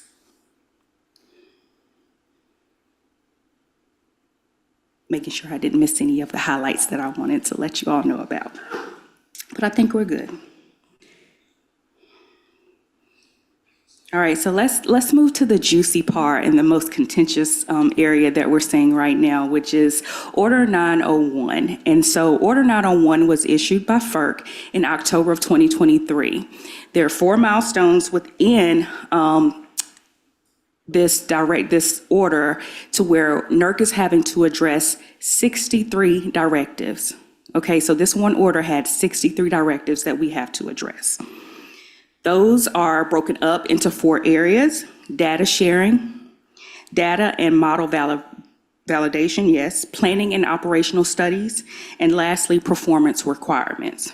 So our standards department, our registration department, our compliance department have come together and created this massive team that's been working diligently to make sure that we address all of these directives, and we have to deliver them in tranches. The first tranche was the work plan, and you'll see it on the next slide here as I transition. We have these 4 tranches, as you can see on the slide. We are now in milestone 2, to where we will have standards that we have to present to FERC for adoption November 4th of 2024. So just a little background on that. One of the projects, the standard, our board had to issue a Section 321 of our rules of procedure, which has never been done before, pretty much in the history of NERC. And so this was a path that we could take if we could not gain consensus through industry approval, which we did not. However, through this, there was a technical conference that was held. Many entities, OEMs, as well as NERC staff, regions, all came together to have these panels and to discuss, what's best for industry, what are the main issues, how do we address those issues to gain consensus on this standard. So since then, all of the standards have been posted again for additional ballots, final ballots. All of them are approved now. Woohoo! Like, that's a big relief for NERC. Our board is meeting next week to adopt those standards, and that agenda package is on the website as well, so you can see what the board will be adopting. Now, we are moving into milestone 3. And so as you can see here, milestone 3 is scheduled to be brought to FERC November 4th, 2025. Milestone 3, there have been SARs that have been taken to the Standards Committee, and our Standards Committee takes actions. The SAR stands for Standard Authorization Request, and this is how we initiate any standards project within NERC through a SAR. So with those SARs, they've been assigned to respective teams. We found that hindsight is 20/20 for all of us that we know. The technical conference added a lot of value and a platform. Slower, please. Okay. So, the technical conference, I'm going to date myself. How many of you had like a boom box, like where you play the tape and you could like make the tape go slow or fast? Like, that was really fun. Okay. So, I digress. I'm sorry. Milestone 3, what we found from the technical conference that we held, it was really, really valuable because it created a platform for everyone to come together to voice their opinions, their thoughts, share their expertise, and their directions on where we should go with the drafting of these standards. So we're going to do that again for milestone 3. So stay tuned. You'll see a formal announcement come out in probably at the end of this year. It's slated for sometime in January. So if you want to be a part of that, attend, make sure you just look out for that, because we're going to have those discussions on the front end before we start the drafting to help inform the drafting teams of how we should move. Is that okay? All right. And then we'll see milestone 4. It'll start probably later next year, and it'll be due in 2026. Some key takeaways from IBR. As we know, the grid transformation is happening extremely quick, and these penetrations of IBR are very high, and they bring unique challenges that must be planned for and mitigated for the reliability of our system. Considering both current and future capabilities is important, as well as grid forming IBRs can enhance reliability now and under high penetrations. And you'll start hearing a little more talk about grid forming and grid following technologies as we move into this IBR, like as we continue to immerse ourselves in this IBR realm. So the coordination piece, as I stated before, we are all working together cross-departmentally with industry as well. And you see that a lot of our work was prompted by disturbance reports and lessons learned here, as well as us identifying those inverter-based issues and looking to develop standards and making considerations for existing facilities. That was a lot of the conversation for those legacy IBRs within the technical conference. Making sure that our models match. That's a big issue as well. Making sure that what we design for is what is actually built in the field and put in. Commissioning process improvements. You'll see we have a level 2 alert concerning IBR that is out now. We have a level 3 that will be published next year that will talk about some essential actions for IBR performance. So stay tuned for that as well. So here's my great slide. We're transitioning to the DER strategy. How am I on time, my friend? Very good. All right, so DER strategy. This is going to be very, very quick because a lot of the focus I wanted to put on IBR and the registration, because that's where we are now. But DERs, you know, they don't get a lot of attention, but because of the IBR, but we need to start paying attention to those as well. That better? Very good. All right. So the DER strategy here, we kept it in line with the same design graphic. You see the core tenets here for our DER strategy, which concerns modeling, incorporating DERs into our studies, operational impacts of DERs, and regulatory considerations. So what you see here below those 4 core tenets are the focus areas. And where I'm going to focus right now is on the NERC standards enhancements under regulatory considerations. And I'll talk a little bit about the aggregator, just a little bit.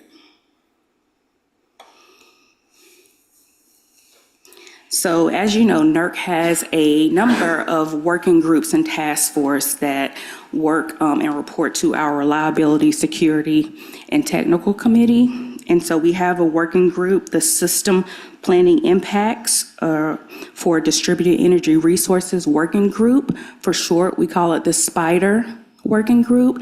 And so they are focused on a lot of tackling the issues around distributed energy resources. What I want to highlight here is when you look at the strategy, and there's this nice, I think, 10-page document on our website that kind of breaks up the 4 tenets, talks about the focus areas that I showed you on the graphic, and you'll see something there that says operational impacts of DER. And so this was real interesting to me, but NERC is proactively studying the risks associated with transmission, distribution, interface and determining possible mitigating measures.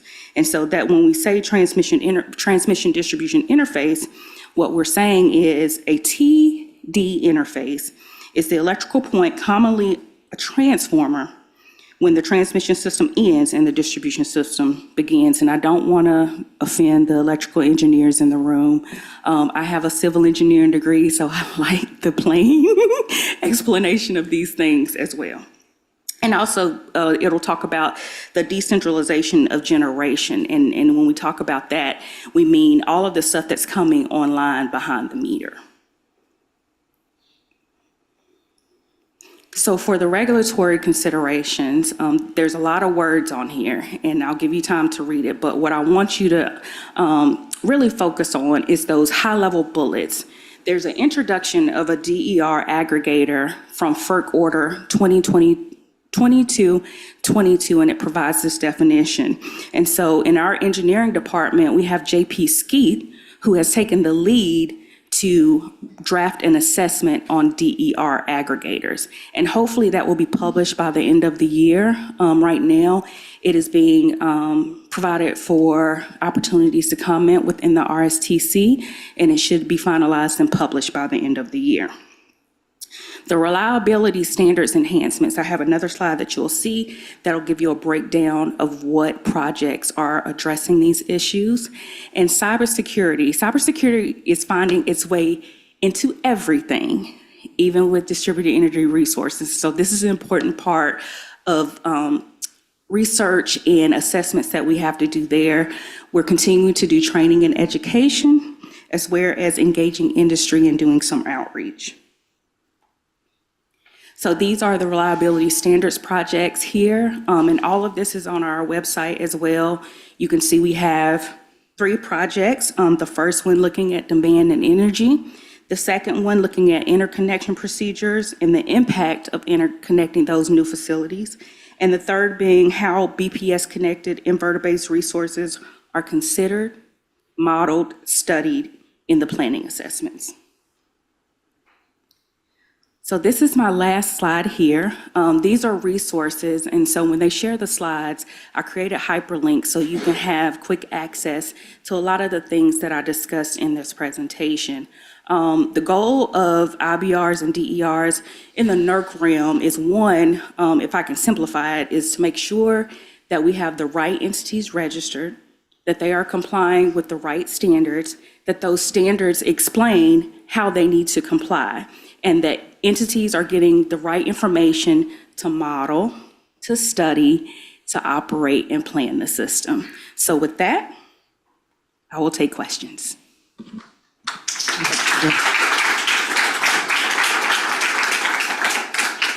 Thank you very much, Directrice. Est-ce qu'on a des questions dans la salle? All right. Pour le moment, tout était... Everything was clear so far. Okay, good. Dans le Zoom. Thank you very much, Directrice, for this presentation. And if I understand, everything is on the NERC website. Yes, and I do want to state that the Director of Standards Development, Jamie Calderon, she is a great resource as well because she's been overseeing a lot of this within the standards realm. So if you have any questions, please, you can reach out to me. I don't mind, but feel free to reach out to her as well. We can see her email, for example, in one of the projects related to Order 901. Yes, it's Jamie, Jamie, .Calderon, CALDERON, at NERC.net. Good, thank you very much. Merci beaucoup.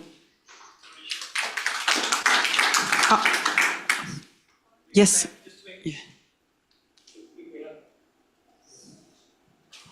Hello. If we have time, just to make a quick comment in addition to what Directrice very well covered. Oh, I get to stand up?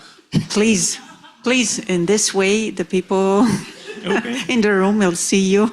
Hugo Perez. Yeah, but I mean, I'll be brief, but I just wanted to add, in addition to the great summary that Directrice presented, my name is Hugo Perez. I'm the manager of North American Relations at NERC. So significant amount of the work that I do is I'm very happy to do this work with the Canadian organizations, including the Régie and other regulators across Canada. So on the Inverter-Based Resources, as you can see, there's significant amount of work going on in the US.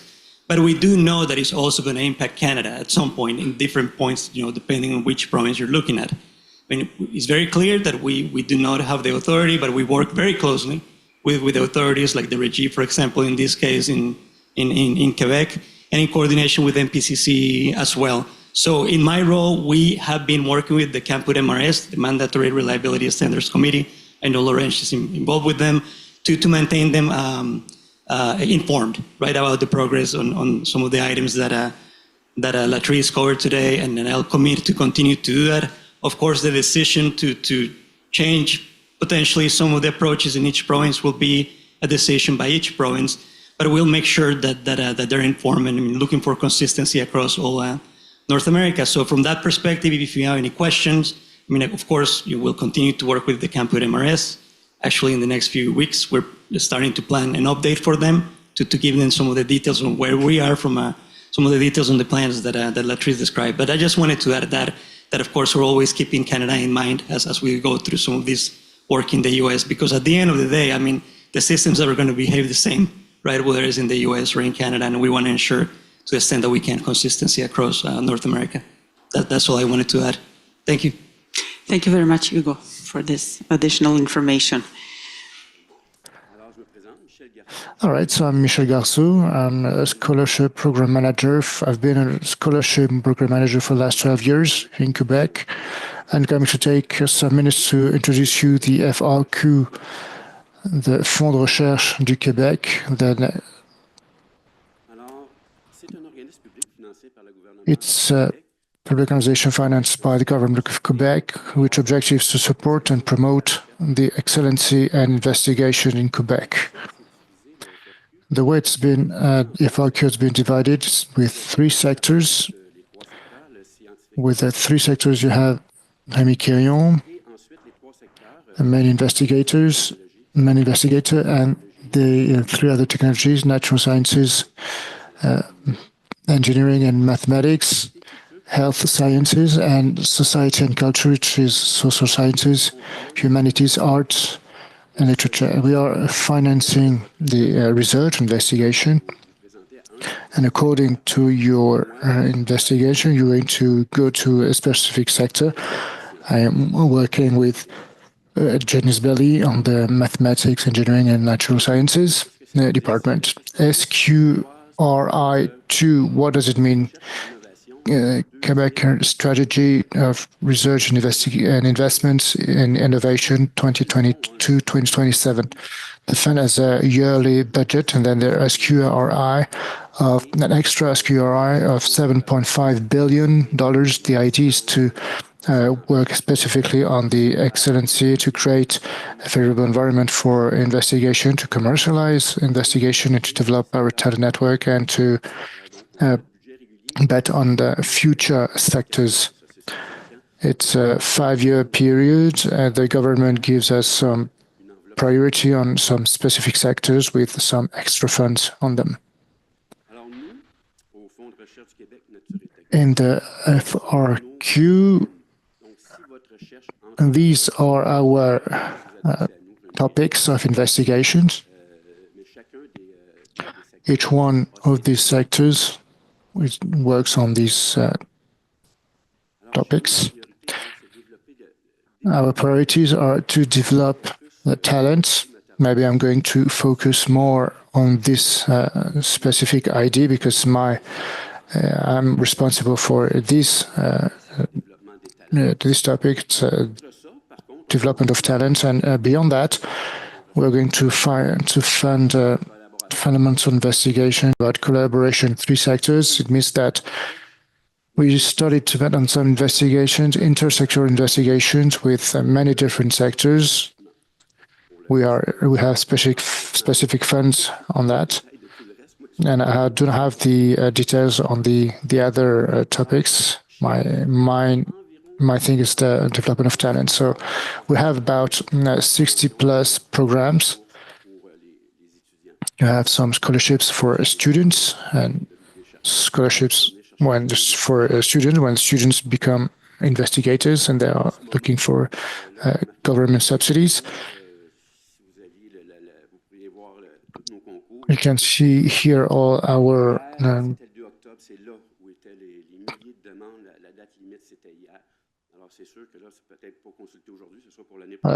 concourses, but all the this morning I had more than 200 emails regarding this as the competition, the deadline was yesterday, but anyway. So our programs are here and they ask for scholarships, and for the new investigators, for a student who have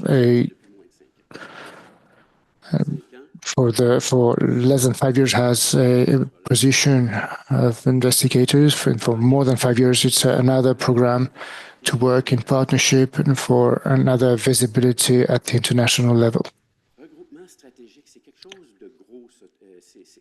Strategical groups are many different investigators who are gathering and working as a group. There's one every 2 years, I think, something like that. And so our competition programs are organized differently, but we have a scholarship for masters, for PhD and post-PhD, for not so much for bachelor's degree.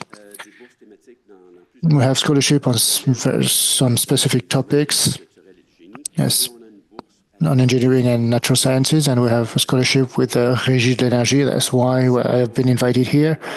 It's the scholarship we are creating with Régie de l'Énergie. We have some scholarship complements with this year. The Federal Investigation Center for Engineering and Sciences, and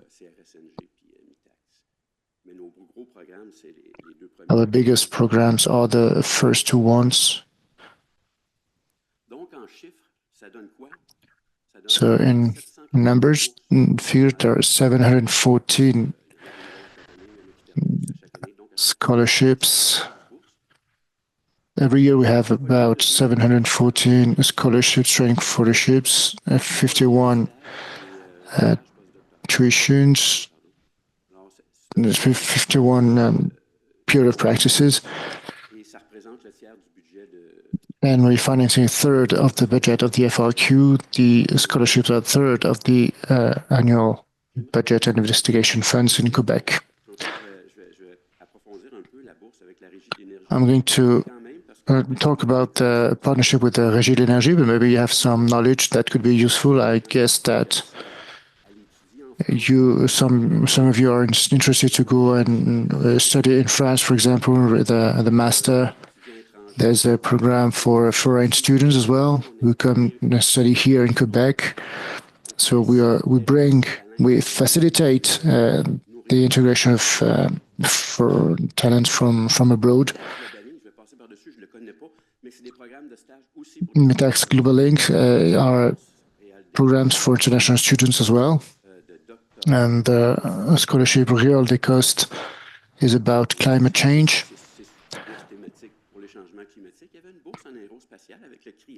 There was scholarship in aerospace. I say there was because the agreement is going to be signed, so it's not yet on, to say so. And finally, the scholarship with the Régie de l'Énergie, which is its third year, if I remember well. So the objective is to support the students in some investigations program. And for the Régie de l'Énergie, it goes beyond natural sciences and mathematics. For the Régie de l'Énergie, has to do with the reliability on the power grid. So simulate the interest of the new students for investigation and research, to support excellence in research investigation by helping these fundings of the best candidates. Not only the first ones will have scholarships, well, the best one will have these scholarships. It's a master scholarship on a 2-year period. It's $25,000, a total of $50,000. It's a great amount. It's on a 2-year period. A master, it's on generally on 2-year periods, not longer than 2 years, because for the scholarship is designed to help the student to really study full-time, not necessarily work and study. So there are some other scholarships over a 4-year period, but the idea is as well to have a degree as quickly as possible. And another scholarship for students who don't really need to be from Quebec. It could be a student for a student from abroad, but it's a public money need to be spent here in Quebec, so it has to do in an university in Quebec. So the reliability of transportation of power as well. So this is the main topic that must be studied in relationship with the Régie.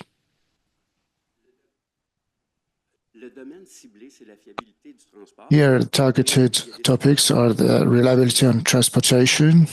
Others are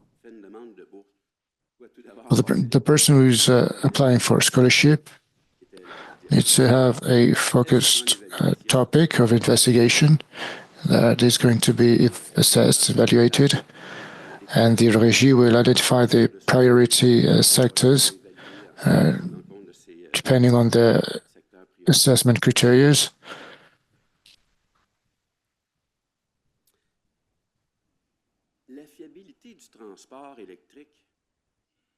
Reliability on electrical transportation.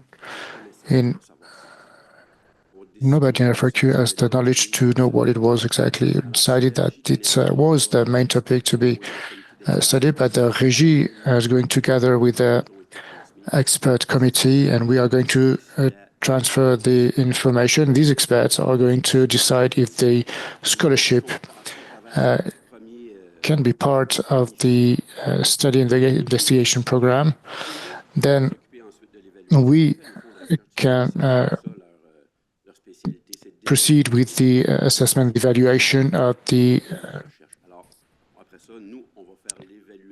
the financial application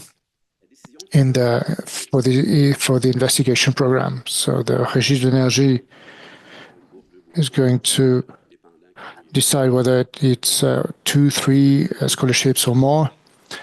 And here we're working on the assessment criteria. In the master,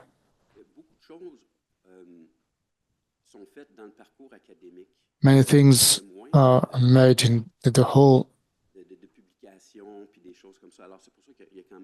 curriculum with some publications, the potential interest investigation with a general presentation of the file.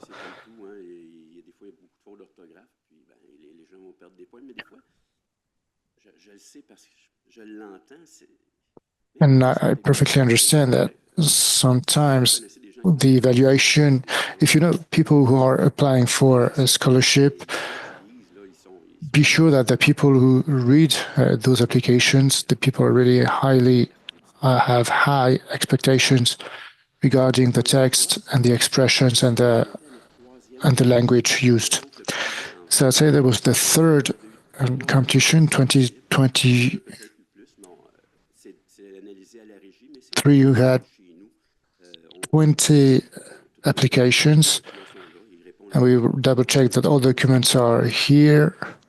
There were 3 eligible for the funding. Last year, we had more than 2 applications. Many were cut because it was not the right topic. We can see that people are looking for some fundings because we're receiving some applications for other programs.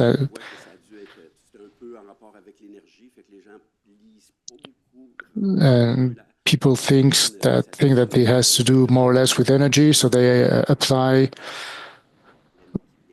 without conviction. I don't have the result for this year, but it should be pretty good because the scholarship is making, it's kind of advertising for the next year to come, and the right person may apply to the right topics for the right scholarship. So that's it. If you have any questions or comments, I will be delighted to answer. Thank you. Thank you very much for the interest, especially from students. If there are some questions here in the room regarding these programs, the scholarship programs, there's one question. Just a validation, maybe. It's interesting because there's some people are receiving subventions and scholarships for investigation. How do you appreciate or assess the result? That's right. Thank you for the question. For some years, I don't know if I'll be able to answer your question, maybe a little bit, but for some years we have a policy when the investigation projects are financed and there's a publication. This publication must be in free access. We gave about 12 months on some newspapers, etc. But now it has been decided that it has to be in free access. It's a way to give back to the society, to say so, and every funding and scholarship for each scholarship, each program report must be published and delivered, and that's how we can have a feedback regarding this finance project, and you can see the results in this regard. I hope that answers your question. Thank you. I have a question. When you say that you are advertising, are you there in the university, in the whole Quebec, and how do you manage to give the message to the PhD students or the students in masters, etc.? A communication department and social network. There's one person entitled to work on social medias. There's one department for communication, and we do some presentations in the university as well every year. Before the scholarship presentation was at the very beginning of summer, and throughout the whole summer we bring a couple of workshops. I would say that it has to do with presenting a winning scholarship. That's the kind of name we give to this workshop. These workshops can be in person and in virtual as well, and online. There were 400 people who participated in the workshop this year, and with the assessment committee, it can help the person to write and to describe his or her investigation project in his or her scholarship application. And the person in charge of the assessment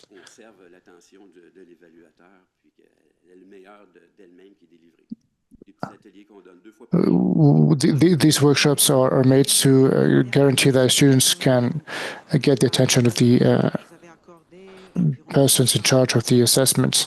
You said that you allowed 714 scholarships throughout the selection committee. We understood about the scholarship, but for the other programs, how does this selection committee manage to is selected to organize all of this? That's right. It's a very good question. Nature and technology, for example, or wildlife and technology. For the scholarships, there were 8-9 topics, and there are about 22 subtopics, and the person who's applying for his or her scholarship chooses the topic. For example, biomolecular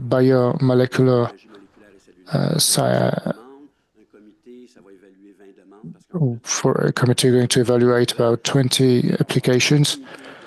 So maybe I will have 3 committees on biocellular and investigations, and the finals will say we have about this amount of this number of scholarships, and it's about X percent. So if I have 20 applications, well, they'll be given about 17 scholarships, and 3 committees. There's all the many different subcommittees. So I think a total of about 250 person in charge of assessment and evaluations. And they are part of the universities. Yeah, there are teachers, professors at the universities, sometimes people from the private sector because they have the knowledge. But what's interesting is at least to have people, the PhD, because they are going to assess and evaluate PhD applications. So they need to have this a similar level of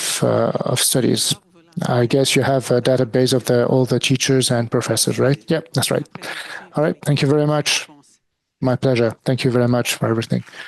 I'm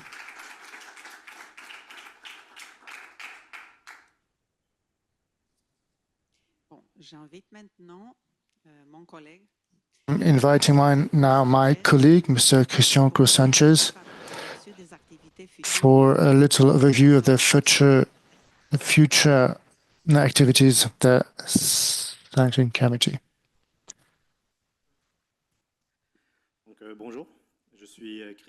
Hello, I'm Christian Cruz-Sanchez, specialist in economic regulation and charge of project of how to use sanctions in the Régie de l'énergie.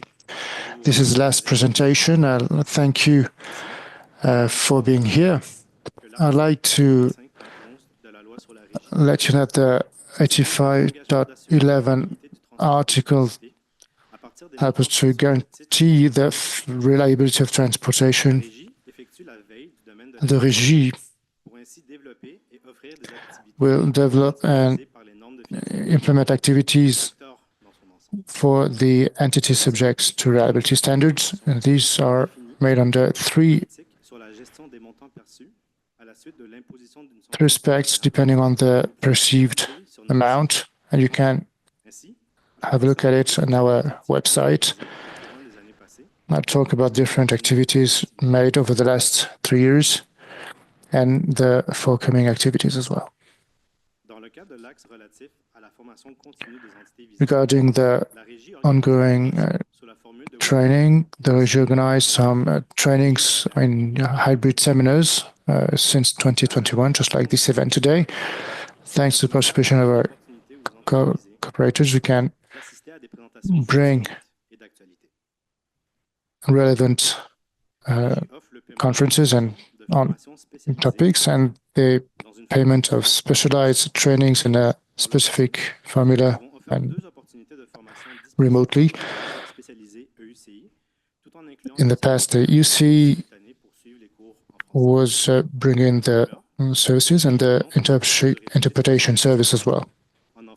We are going to be able to repeat this kind of activity by allowing the payment coming from the very same ECI with the power transportation network, and we want to coordinate these trainings throughout the last quarter 2025. Many more information will be given over the few next months. We produced some video capsules to give new and updated instructions regarding the regulatory process and the dates in Quebec. The Régie will produce these videos and capsules in a timely manner. To complete the offer on the very first axis of intervention, the Régie offered the payment description on topics regarding reliability and conferences, GTD conferences, and 22 and 2023 GridEx were part of the offer of the Régie. For the State of Quebec, the Régie offered the simultaneous interpretation service for the whole conference. Before I would like to there were $504,000. You can have access to this report on our website. The second intervention has to do with the transportation of electricity, thanks to the financial support in fundamental and applied research, investigation, partners presented their cooperation earlier today. So with the Innové organization, we managed to finance on a collaborative level within the industry. Some subsidies were allowed to advance in the modernization and improvement on the network. I'd like to thank Maxime Doucet and Innové for this opportunity of cooperation.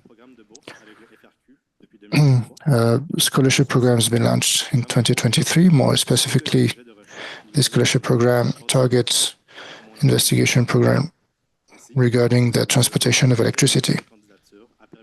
First and second call for candidacy calls 2 and 3 scholars for their master. This summer, the Régie and the FIQ launched a third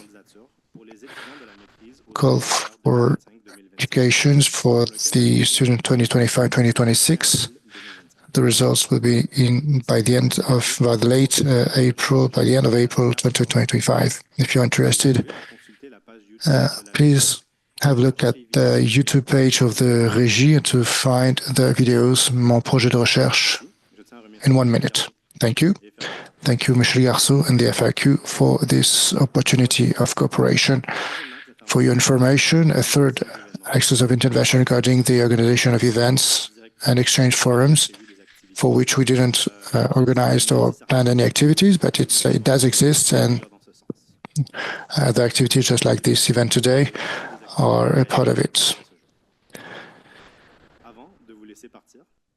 Before you go, I would like you to know a new plan to improve its activities. The Régie wants you to have a look at the program regarding the electricity transportation. The Régie